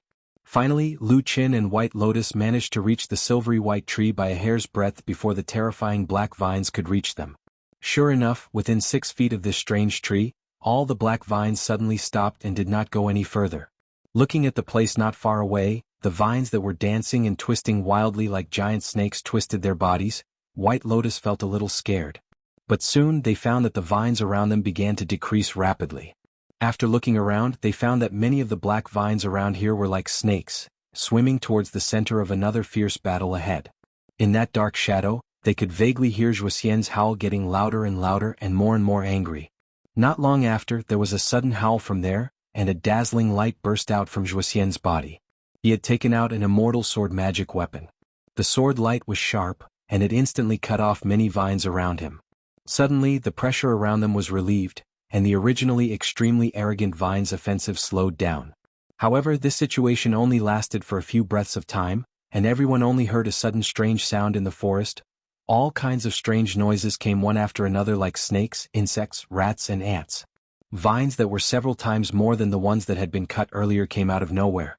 Like a raging tide, they once again rushed towards Zhuoxian with a momentum that was several times more powerful than before. They tore at him from all angles as if they wanted to tear his enemy into pieces.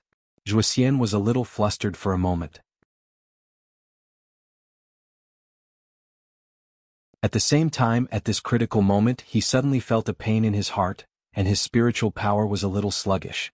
He was shocked at first, and then he only felt a chill in his heart because there were signs of poisoning in his body.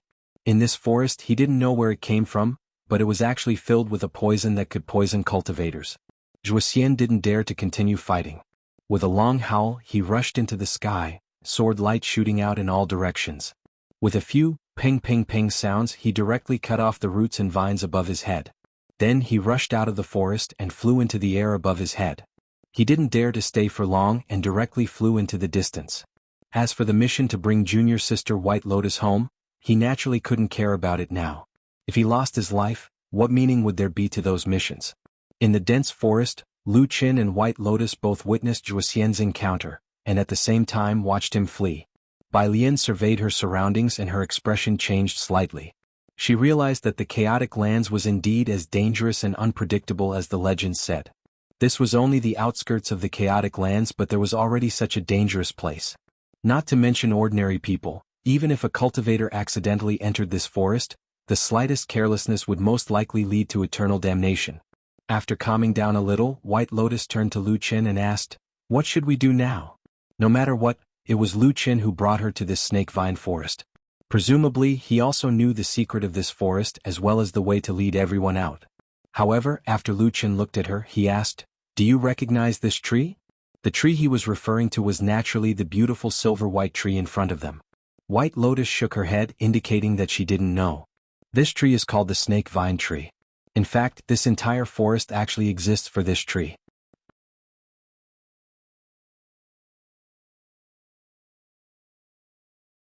Chapter 259. You're saying that all these vines and strange trees are there to protect this snake vine tree? White Lotus asked in disbelief. Lu Qin nodded and said, "That's right. This kind of tree is inherently evil. Once a seed falls to the ground and germinates until it grows, it will gradually start to corrode and control the surrounding flowers and trees. Then it will all become what we see now." He pointed to the surrounding black forest and said, "The land around the mother tree is completely surrounded. Any person or beast that strays into this black forest will be attacked by these giant snake-like vines. Not to mention ordinary people, even cultivators with slightly weaker cultivation will often be bitten to death. As for other birds and beasts, there are also many that die here throughout the year." White Lotus's face was a little pale. After subconsciously looking around, she asked Lu Qin, "But when we rushed in just now, I don't think I saw any dead people or beasts' bones?" Lu Qin looked at her as if he was looking at an idiot and said, "You don't think that these things only know how to kill and don't know how to eat, do you?" White Lotus didn't know why, but her body trembled a little. Her face showed a trace of a nauseous expression and said, "They actually eat." Lu Qin nodded and said, "This world is very cruel, isn't it?" The two of them turned together and looked at the strange silver-white tree in front of them. At this moment, in front of them, this strange tree seemed to be wrapped in a silver light. It looked brilliant, holy and beautiful. It was breathtaking.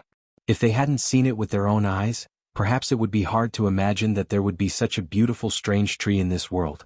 But what they didn't expect was that behind this beauty, there was a terrifying reality. White Lotus took a deep breath for a while and seemed to slowly calm down. But when she looked at the strange silver-white tree again, her eyes showed a look of disgust. She looked at the snake vine mother tree a few times and asked Lu Qin, "This is a little strange. Why did the vines not attack us after we got close to this tree?" Lu Qin thought for a moment and said uncertainly, "I'm not too sure about this. This was probably the nature of the snake vine tree." But But it's also possible that this strange tree is weak and doesn't dare to let these terrifying vines get too close. Otherwise it might even be eaten. White Lotus was skeptical. She always felt that Lu Chen's words were a bit unreliable, but there seemed to be no better explanation now. She could only snort fiercely and said, "Why don't we cut down this tree to avoid harming people again?" Lu Chen laughed and said, "I couldn't tell that you actually have this kind of intention to eliminate evil for the people." White Lotus rolled her eyes at him. But even so, a beautiful girl rolling her eyes at him had an extra charm and beauty to it. Lu Chen pondered for a moment and said, "Let's not cut it first. This snake vine tree should only grow in the chaotic lands. I've never heard of such a strange tree appearing in other places in the divine continent. It's probably because of the chaotic spiritual energy of the 5 elements in the chaotic lands that such a strange tree can be created. And according to what I know, once the snake vine mother tree dies or is seriously injured and loses control of the surrounding snake vines, the entire snake vine forest will go crazy and start to spread out and kill people. This will last for at least 6 to 7 days. If that's really the case, we won't be able to leave this place and will definitely die." After hearing this, White Lotus was not shocked but happy. She looked at Lu Chen and took a step forward and said, "What, could it be that you have a way to leave this place?" "It's alright, I have a rough idea." Lu Chen said, "But whether it will work or not, I'll have to try it out to know." As he said that, he slowly walked towards the silver tree. At the same time, a black light suddenly flashed in his hand and a black dagger appeared. It looked extremely sharp. This snake vine tree is very strange, and the surrounding vines are also very difficult to deal with. Even if ordinary cultivators cultivate to the level of Jindan Friar, they will still have a headache in this snake vine forest. They won't be able to escape easily, let alone the foundation establishment and chi refining cultivators below. Lu Chen smiled faintly and said, "But in this place, there is a treasure on the snake vine tree that can help us." White Lotus said, "What is it?" "Tree sap." Lu Chen walked to the side of the snake vine tree and carefully looked at the trunk. Suddenly he slashed down with his dagger. The black dagger was abnormally sharp, and it directly cut a large hole in the tree. After a while, a milky white sap flowed out of the wound. White Lotus walked over and looked at the sticky white tree sap that emitted a strange smell. She couldn't help but frown and asked Lu Chen, "What's the use of this tree sap?" Lu Chen said, "You can smear this tree sap on your face, hands, feet, and even your clothes. The surrounding vines will naturally recognize you as part of their roots and will not attack you." White Lotus let out an ah sound and was a bit hesitant. However, she saw that Lu Chen had already reached out to take the white tree sap and began to smear it on his body. Bai Lian's expression twisted. She glanced at Lu Chen, who was rubbing tree sap on her body and face, as if she could not bear to look straight at him. She asked, "Will this really work?" Lu Chen snorted and ignored her. He only said lightly, "It's up to you if you don't want to listen to me. However, if you are killed by the surrounding vines in the future, don't complain to me." White Lotus gritted her teeth and suddenly stomped her feet. She seemed to have made up her mind. She stared at Lu Chen and said, "If you dare to lie to me, I will definitely kill you after we get out of here." After saying that, White Lotus also used her hand to receive the milky tree sap and then directly smeared it on her face. Suddenly, a strange smell assailed her nose. Moreover, the smell was strong and strange. White Lotus almost vomited. However, not long after, a faint fragrance wafted out from the tree sap. It was very comfortable and quickly alleviated the choking smell from before. Not long after, the two of them smeared the snake vine tree sap all over their body. Other than the strange smell around them, the two of them looked like they were surrounded by white bubbles from head to toe. It looked very strange. White Lotus looked at Lu Chen's appearance and then looked down at her own body. Her face was very ugly. Lu Chen obviously didn't care about the appearance of these things. He even took some time to smear the white tree sap on Atsu's body. This time Atsu looked very obedient and didn't resist at all. After everything was ready, Lu Chen and the others waited in the forest for a while. After confirming that the surroundings were very quiet, they tried to walk out of the forest. Lu Chen was the first to walk out. Atsu and White Lotus were behind him, watching carefully with their eyes wide open. The black vines were hanging not far away from them. The gloomy forest was so quiet that it seemed as if evil spirits were peeping at them. However, something surprising happened. After Lu Chen slowly took a few steps forward, the vines didn't attack him. White Lotus cheered and was greatly encouraged. Black Wolf Atsu, who didn't seem to understand what was going on, was still looking at Lu Chen with his eyes wide open. Lu Qin stood in the same place for a while, then tried to take another 7 or 8 steps forward. At this moment, his body was surrounded by the black snake vine. However, it was quiet around him. The snake vine didn't attack him at all. Obviously, this was because he smeared the white tree sap on his body. White Lotus and Atsu didn't hesitate anymore and left the snake vine. Under Lu Chen's lead, they began to walk out of the forest. Of course, they couldn't be returning along the same path. Although White Lotus wanted to go back and secretly check on Zhuoxian's movements, Lu Chen didn't agree. After confirming the direction, they continued to walk in another direction. Which direction is that? White Lotus asked Lu Chen. Lu Chen's answer was also very simple. So. White Lotus frowned. Although I'm not familiar with the disorienting lands, I have a general idea of the situation here. If you go south, won't you be entering deeper and deeper into the disorienting lands? That means it's getting more and more dangerous.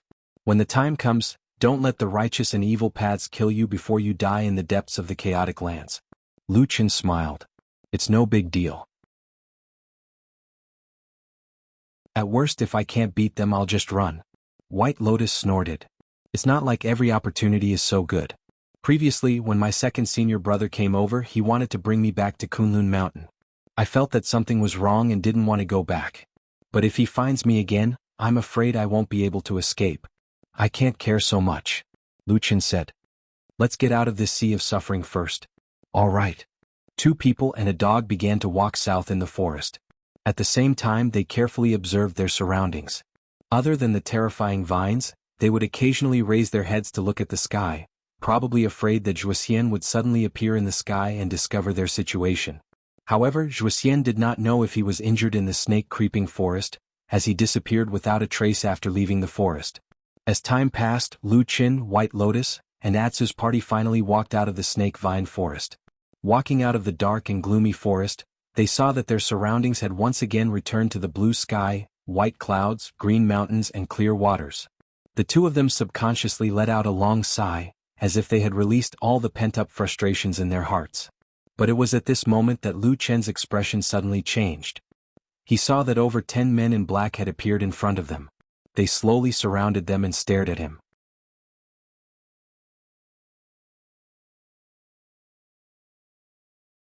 Chapter 260. Black shirt and black trousers, a full set of attire, even his face was covered with a black scarf, revealing only his 2 eyes. Such attire was exactly the same as the evil sect assassin who sneak attacked Lu Chen and White Lotus not long ago. His background was obvious.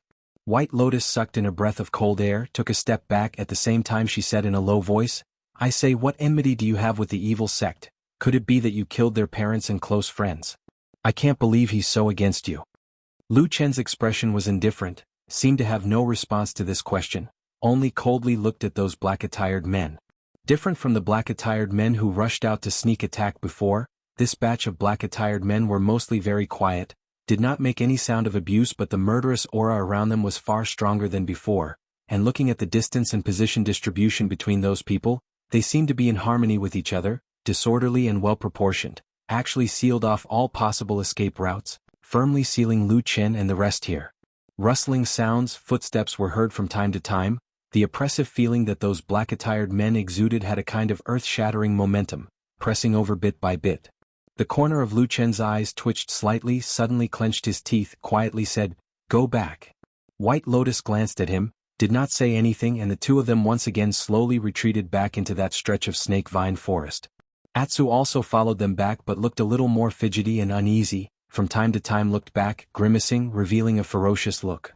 Once again returning to that oppressive and gloomy forest, Lu Chen and White Lotus's expressions were very ugly. White Lotus even looked worriedly at that path. If those obviously powerful black-attired men rushed in, she and Lu Chen plus the 3 Atsu men, most likely it would be difficult to resist. However, to her surprise, the black-clothed men stopped outside the snake forest and did not continue to chase after her. White Lotus was surprised. She was about to say something to Lu Chen, but Lu Chen pulled her back to the side of the silver mother tree.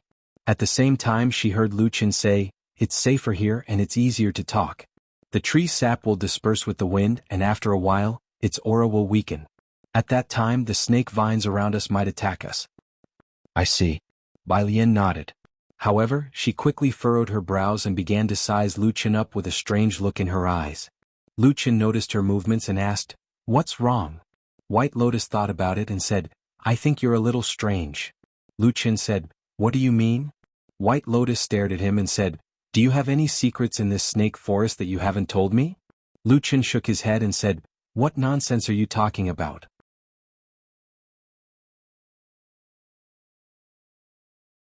There's no such thing." White Lotus's eyes were still bright as she stared at Lu Qin and said, "No, I think there's something wrong with you. According to what you said before, this snake forest is extremely dangerous, but it doesn't make sense that you're the only one in this world who knows the secret of this forest, right?" Lu Qin said, "Of course not. Although the snake forest is rare, as long as one walks in the chaotic lands often, there will be people who know about it." White Lotus said, "If that's the case, why are we able to walk freely in this snake forest, but why are the people outside, including my powerful second senior brother, so afraid of this forest?" Without waiting for Lu Qin to speak, White Lotus continued, "Also, among the people who are chasing after us, there are obviously cultivators with high cultivation. Why are we able to walk straight in and reach the snake vine mother tree so easily, but the others can't? Could it be that the snake vine mother tree sees us in a different light and thinks we're good people?" Lu Qin originally wanted to say something, but after hearing White Lotus's words, he suddenly closed his mouth and looked at this unusually beautiful girl in silence. A cold light flashed in his eyes. "I didn't notice these things before, but now that I think about it, I feel that something is wrong." White Lotus looked at Lu Qin with bright eyes and said, "I think you probably have some secret, a secret that can make these fierce and powerful snake forests see us in a different light, right? What is it?" Lu Qin was silent for a long time, then suddenly sighed and said, "You're so smart and quick-witted, do your parents know about it?" "They died a long time ago, they don't know anything." White Lotus, as usual, had no respect for her parents. Her eyes only stared at Lu Qin and said, "You admit it? Just what kind of method can actually affect this snake forest? Tell me quickly." Lu Qin smiled and said, "Will you tell me why you learned those fierce methods and the secret blood-feeding method before you went to Kunlun Mountain?" White Lotus's expression didn't change and she said calmly, "I had a fortuitous encounter when I was young, and met a strange person who passed on his mantle, so I learned some skills." Lu Qin looked at her and smiled and said, "What a coincidence, I also met a master when I was young, and he taught me all kinds of killing and arson skills, so I have today." After saying that, he even added a sentence and said with a smile, "That master was also a big fat man with a body full of fat like a pig." White Lotus coldly snorted, and looked at Lu Qin with a somewhat unfriendly gaze. Obviously she didn't believe even half a word that Lu Qin said. She sneered and said, "According to what you said, where is your heart of respect for your master? You actually dare to call your own master a pig in the whole world?" Lu Qin laughed, but then after thinking about it he actually nodded and said to White Lotus, "What you said is also right, in the whole world, probably only I dare to call him a pig." But White Lotus spat and said hatefully, "If you don't want to say it, then don't say it, who cares? What do we do now?" White Lotus asked Lu Qin. Lu Qin was silent, many thoughts turned in his mind and he was thinking carefully. Previously in the various situations in this snake forest, in fact what White Lotus said was indeed true. This little girl was indeed somewhat abnormal at such a young age. Not only was her talent amazing, even her intelligence and sharpness were difficult for ordinary people to match. In Lu Qin's body, there was indeed a secret that could affect the surrounding forest, causing the originally fierce and terrifying snake vines to often be a beat slower when they attacked, which allowed him and White Lotus to smoothly run to the mother tree. But of course this method was not taught to him by true Lord Tianlan in the past, nor was it a supernatural power that he learned in the evil sect, but was that seed. That mysterious seed embedded in his body, originated from the legendary Tree of God, which was passed down from ancient times in the evil sect. This Tree of God was the ancestor of all trees in the world, and the only bridge that connected the three worlds. However, in the more than 10 years that Lu Qin had obtained this seed, he had never felt any similar power from this seed.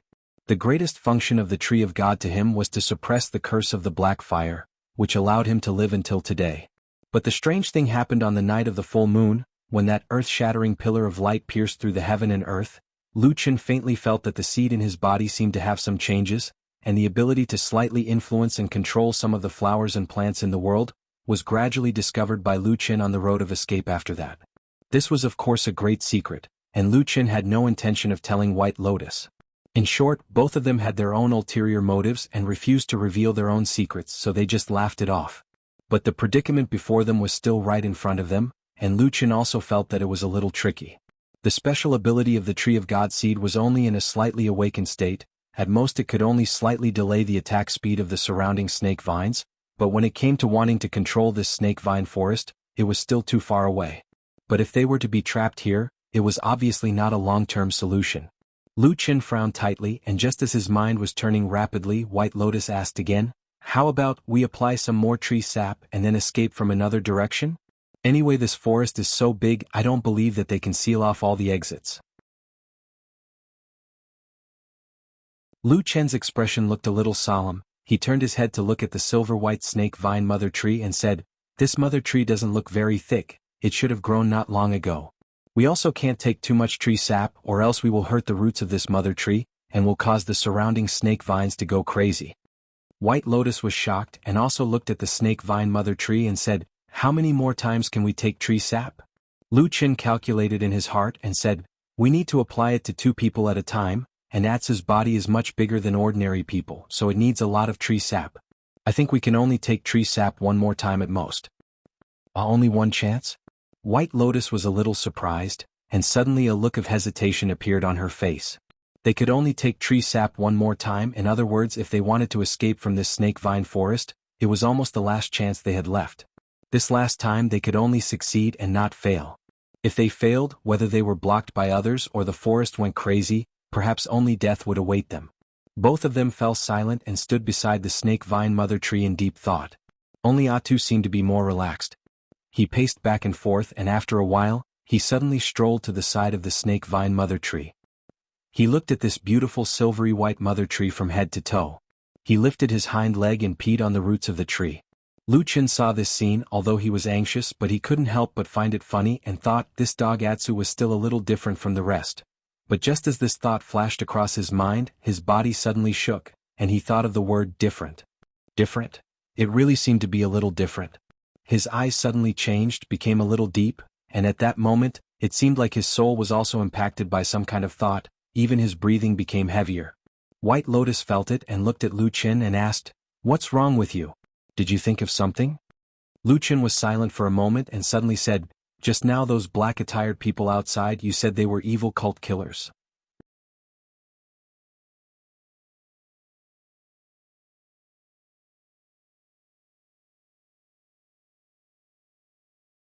Chapter 261.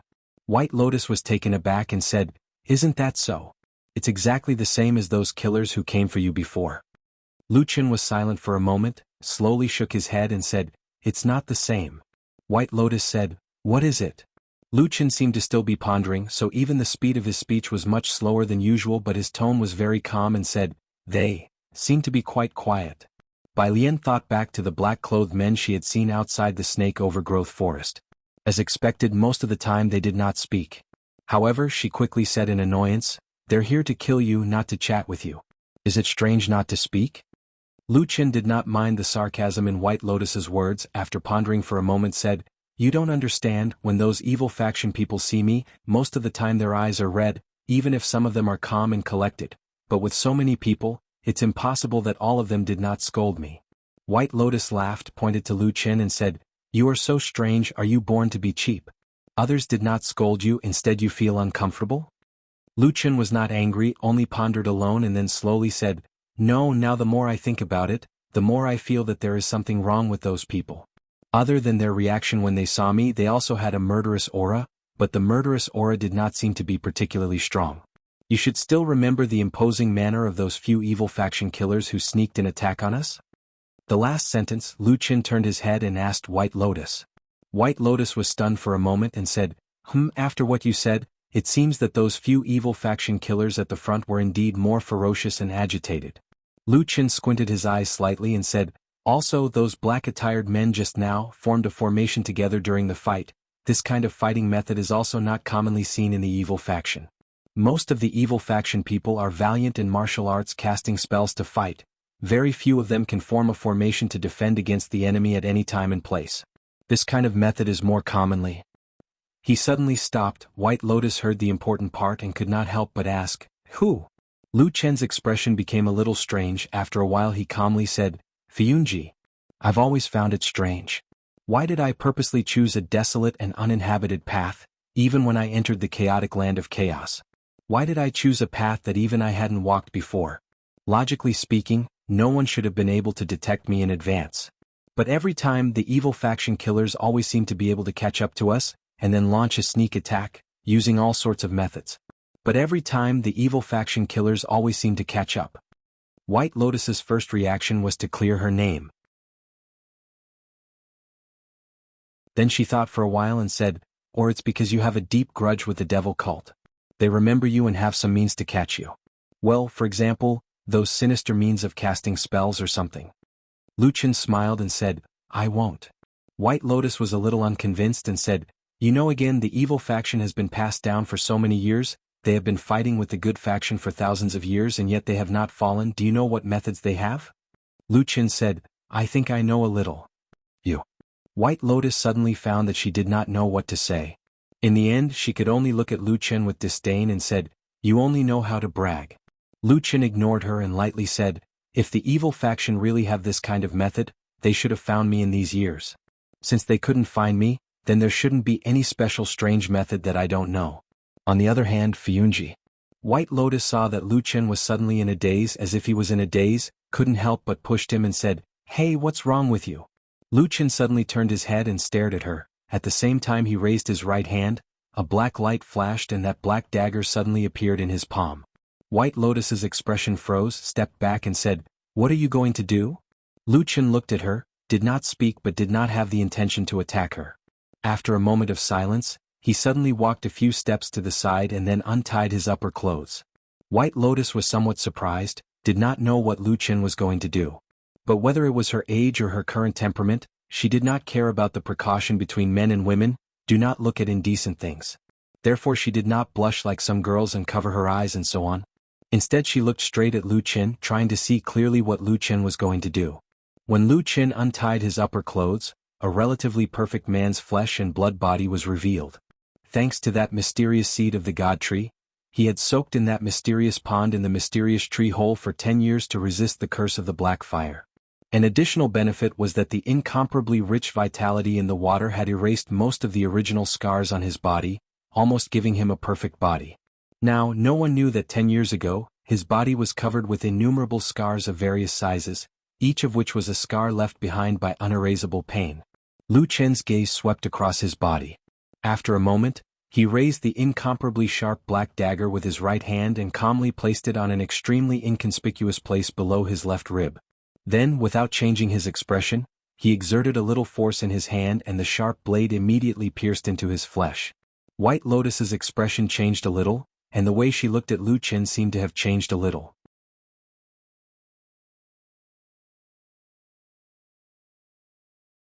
Lu Chen said and then laughed and said softly, so silly, right?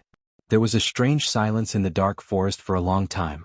After a long time, White Lotus sighed and said, to be able to be jointly hated and schemed against by the world's good and evil forces, you are probably the first.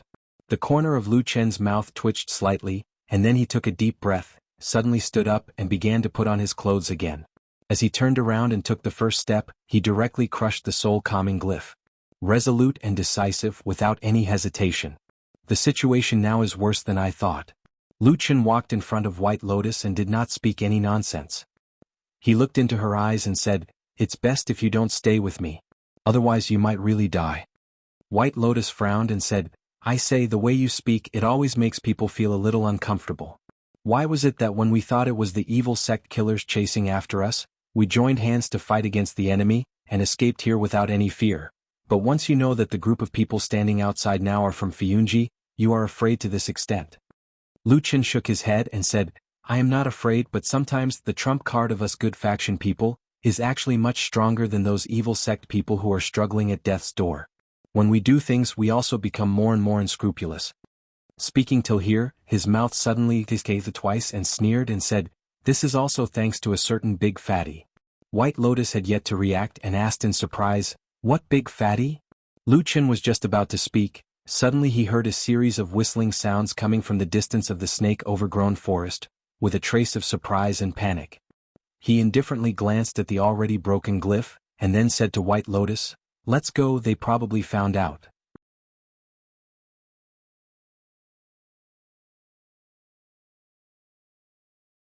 Chapter 262.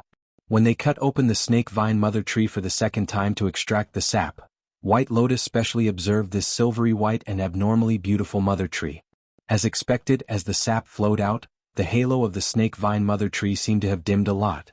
And when they smeared the sap on their bodies again, the luster of the snake vine mother tree was already on the verge of collapse. Obviously, the situation was just as Lu Qin had said before. They only had one last chance. Lu Qin glanced at the snake vine mother tree, and his expression didn't change much. He directly walked out. Atsu followed behind him, and White Lotus hesitated for a moment, but also followed. "You're still following me?" Lu Qin didn't look back, but his voice could still be clearly heard. "You really don't want to live anymore?" White Lotus looked at his back and said, "Tell me the secret of the blood food on Atsu's body, and I'll leave immediately." Lu Qin's footsteps paused for a moment, then he turned his head, and a strange and complicated expression appeared on his face. He said, "I let you go because I'm worried that you'll be in danger if you follow me. I'm afraid that I'll harm your life. This is my kindness to you. But why do I feel like you're using my kindness to threaten me?" White Lotus thought for a moment but nodded and said, "That seems to be the case." Lu Qin said indifferently, "Do you think that good people are easy to bully? I sympathize with you and think for your sake so you deserve to be threatened and bullied?" White Lotus remained silent. Lu Qin shook his head and said, "There's no such logic in this world." White Lotus walked to his side. She wanted to say something but hesitated. In the end she sighed and said, "I said the wrong thing. But I still want to say that even if there's no such logic in this world, there are many such things in this world." This time, it was Lu Qin's turn to fall silent. A long while later, he softly sighed and said, "Therefore I will not be a good person." In the end, Lu Qin and White Lotus were separated in this snake-overgrown forest. White Lotus didn't feel that her relationship with this man had reached the point of life and death, nor did she have the intention to go on a dangerous journey with him. Lu Qin also didn't reveal any secrets to White Lotus until they parted ways. When they parted ways in the deep and dark snake forest, White Lotus asked Lu Qin if they would have a chance to meet again. Lu Qin shook his head. White Lotus looked at him and said, "Are you resigned to your fate and don't intend to come back alive?" Lu Qin knew that was not what he meant. Who knew what would happen in the future? "If fate allows it, let's meet again in the future." After saying these words, they brushed past each other and walked in an unknown direction. After walking for a while, Bai Lian turned back to look. She could see the figure of the man walking away from her.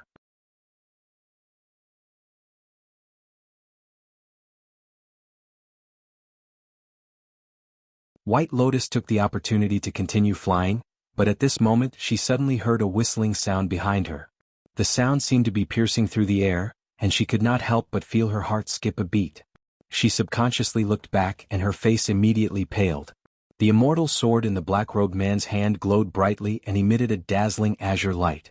One split into two into three, and in an instant, there were actually 50 to 60 dazzling azure lights that were around 5 feet in length. They formed an incomparably fierce azure sword formation that covered the heavens and the earth as it rushed over. The sword formation was extremely powerful, and in an instant, it surrounded White Lotus and directly slashed down.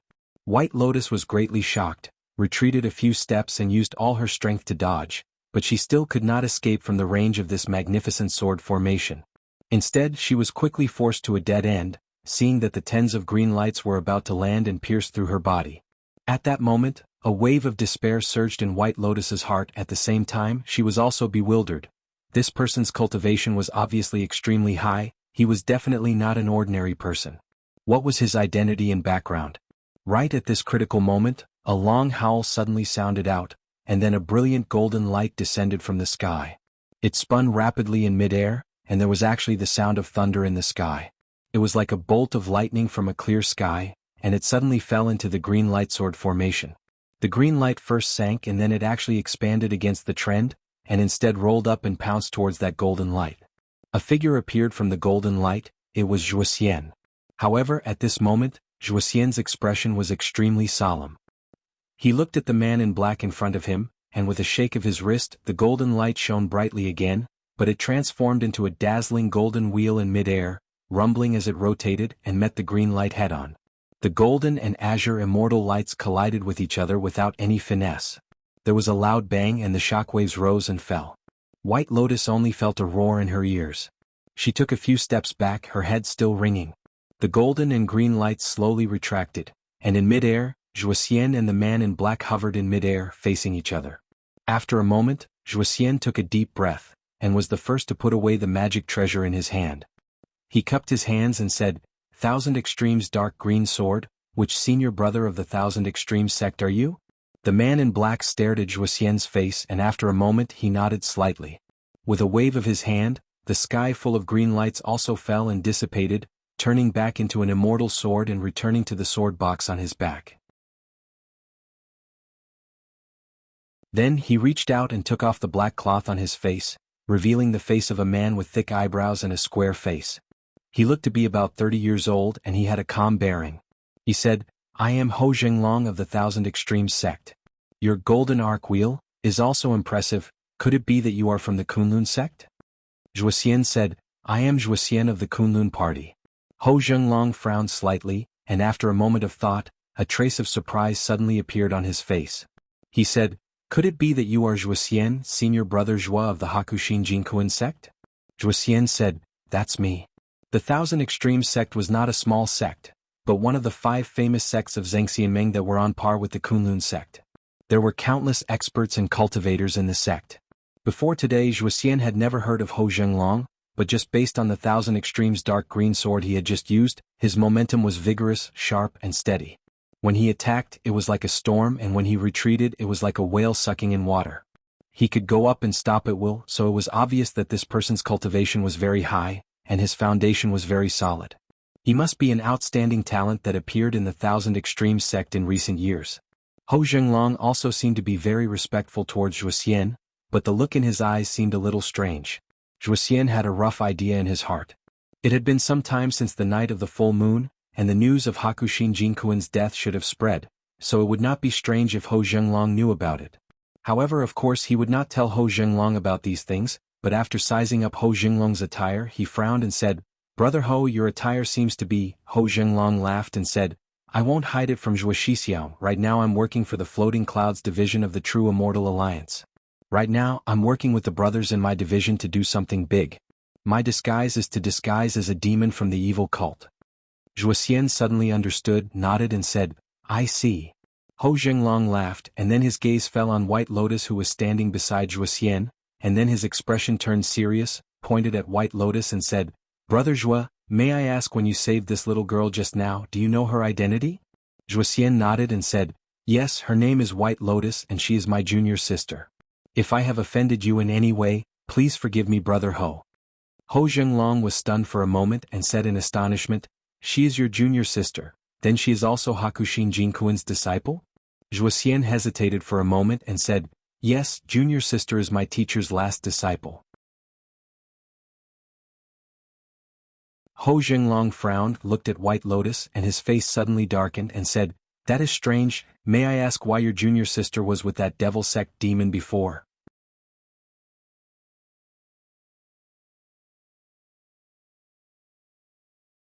Chapter 263. Evil Sect, Evil Person? Zhuoxian was obviously taken aback, turned to look at White Lotus, at the same time said, "It can't be? Junior sister, is what he said true?" White Lotus snorted, then said neatly, "It's fake." Zhuoxian frowned and raised his head to look at Ho Zhenglong. Ho Zhenglong's expression was calm as he looked at White Lotus and said, "When you first came out of the snake forest, you were following that evil cult demon. I didn't lie about that, did I?" White Lotus said, "I am with that person, but he is not the evildoer of the evil cult." These words of hers were said with incomparable firmness, with an air of decisiveness that could sever nails and chop iron. Ho Zhenglong was stunned for a moment, and Zhuoxian also pondered for a moment, cupped his hands and said to Ho Zhenglong, "Ho brother, my junior sister is talented and intelligent, deeply favored by my teacher Hakushin Jinkuan. Her family background is also excellent, so in terms of sentiment or reason, it is indeed impossible for her to be evil sect people. There must be some misunderstanding before?" Ho Zhenglong obviously had some respect or fear for Zhuoxian's identity, and in addition, Zhuoxian's words were indeed reasonable. For a moment he could not help but hesitate, muttered, "But that person is also evil sect." "Who said he is evil sect people?" White Lotus suddenly said loudly, "Have you seen the evil sect people who were chased for thousands of miles by a large group of evil sect people running for their lives all day?" Ho Zhenglong was shocked, said, Evil sect people are also chasing that person? White Lotus said, yes, I was almost killed previously, luckily Lu Qin saved me. Ho Zhenglong frowned, a glimmer flashed deep in his eyes, seemed to be thinking about something. Anjou Xian looked at him, coughed, said, Ho brother, I think what junior sister said may be somewhat reasonable. But right now I have something important to do. I need to bring junior sister back to Kunlun Mountain as soon as possible. I will take my leave first. Ho Zhenglong hesitated for a moment before he nodded slowly and cupped his hands together. If that's the case, please do as you wish, senior brother Zhua. Zhua Xian nodded and then reached out to grab White Lotus's wrist. White Lotus subconsciously struggled, but in the end she still sighed and obediently followed Zhua Xian. Ho Zhenglong's brows furrowed tightly as he watched the two of them leave. It was as if there was something he could not figure out. After a long time he muttered to himself, this doesn't seem right. Zhua Xian brought White Lotus away from Ho Zhenglong's place. After walking for a while, Zhua Xian stopped, one hand still holding White Lotus's wrist. At the same time his other hand took out a glowing oddly shaped talisman from his bosom. When White Lotus saw that talisman, her face suddenly changed, her body struggled but Zhua Xian's hand that was holding her wrist exerted force. White Lotus suddenly groaned in pain, her body went limp. Then Zhua Xian stretched out his hand and stuck that talisman on the back of White Lotus's waist. That talisman suddenly lit up, transformed into several silver lights that wandered on White Lotus's body, like a silver snake raising its head, and also like lightning trembling. At that moment, White Lotus's face was reflected in silver. After a moment, these silver lights disappeared into her body. White Lotus's body shook, her face became pale, but there was anger in her eyes. She stared at Zhua Xian and sneered, second senior brother, your cultivation is so much higher than mine, but you still use such a rare thing like the Forbidden Spirit Talisman, to suppress my cultivation. This is too superfluous. Zhua Xian was silent for a moment, then gently let go of White Lotus's wrist and said, little junior sister, I have no evil intentions towards you. It's just that you are too young and the world outside the mountain gate is too dangerous for you. I have no choice but to bring you back to the mountain. I did this because I was afraid of hurting you. White Lotus sneered, obviously she did not believe Zhua Xian's words. Zhua Xian did not care and just said, you will understand in the future. Let's go back to the mountain. White Lotus secretly used her qi several times, but it was repeatedly interrupted in her Dantian's qi si. She could not use her spiritual power to activate various magical powers. It was obvious that she was restricted by the magical Forbidden Spirit Talisman. She gritted her teeth and walked forward as if she had accepted her fate. Zhua Xian followed behind her for a few steps and asked, little junior sister, before that 1,000 extreme sects Ho senior brother said that you were with that person. That person is really not from the evil faction? I said he is not. White Lotus said snappily. Zhua Xian nodded and said, then where did he go now? How would I know? Anyway, he went in the opposite direction after separating from me. White Lotus suddenly became vigilant. She looked at Zhua Xian and said, why are you asking this? Zhua Xian smiled and said gently, don't be afraid. I'm just casually asking. My priority now is to escort you back to Kunlun Mountain. I don't care about anything else. White Lotus's expression relaxed a little. She snorted and continued to walk forward. Zhua Xian's footsteps slowed down a little. He looked to the side and saw that behind a forest several feet away, a figure had quietly appeared. Was he? He nodded at Zhua Xian from afar. His face didn't show much expression. He turned around and left.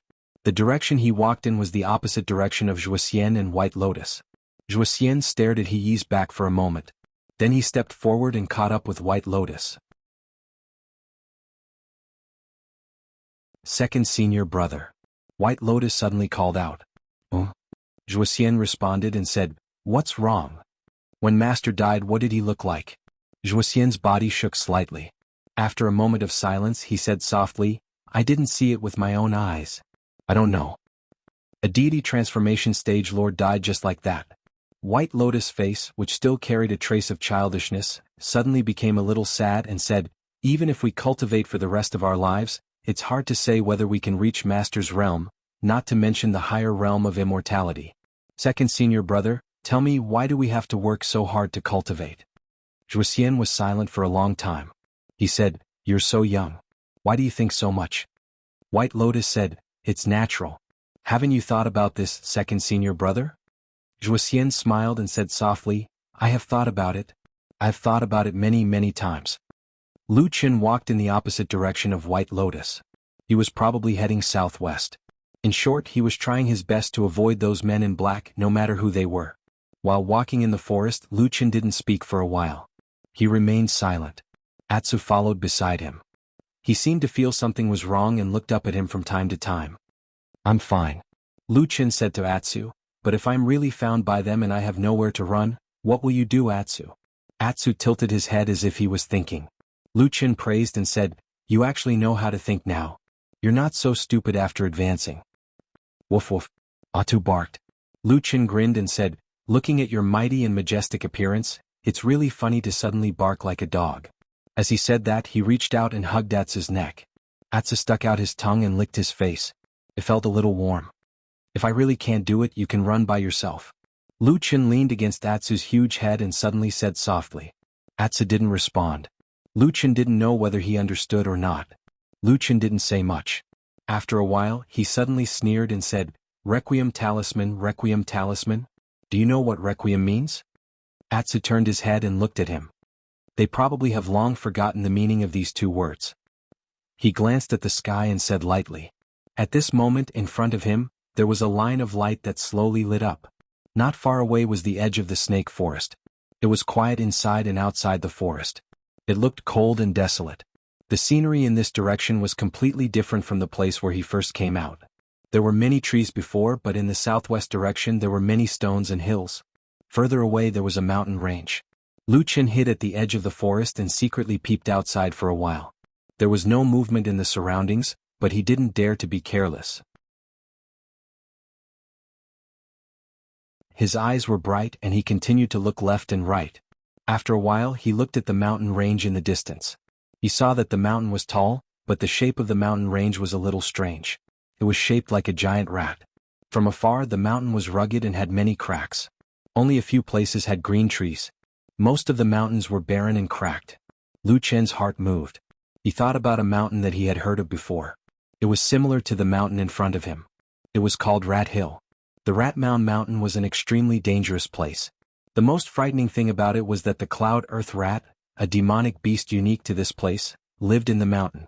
Its body was as big as a domestic dog, and it had sharp teeth and crimson eyes. It often lived in groups in the huge underground crevices of the Rat Mountain, and its temperament was exceptionally cruel and bloodthirsty. However, after crossing Rat Hill and heading south, there was another place called Evil Python Valley. Although it was called a valley, it was actually a precipitous cliff. The cliff was steep and vertical as if it had been carved out by a god's axe. There were many poisonous snakes in the Evil Python Valley, especially a kind of scarlet python. It was also one of the most powerful demon beasts in the outer regions of the chaotic lands. Over the years, it had taken the lives of countless cultivators. The Rat Mountain and the Evil Python Valley were practically connected and were both extremely dangerous places. However, as long as they crossed over these two mountains and headed south, they would almost reach the boundary between the central and outer regions of the chaotic lands, the River Dragon River. The world was big.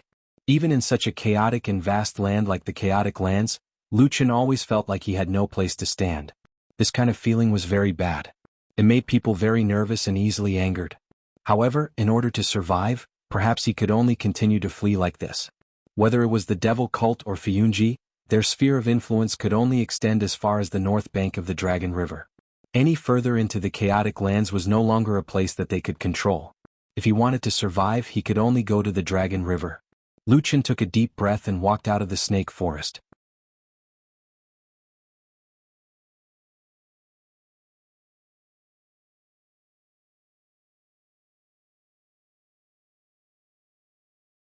Chapter 264. The area of this snake forest was not small.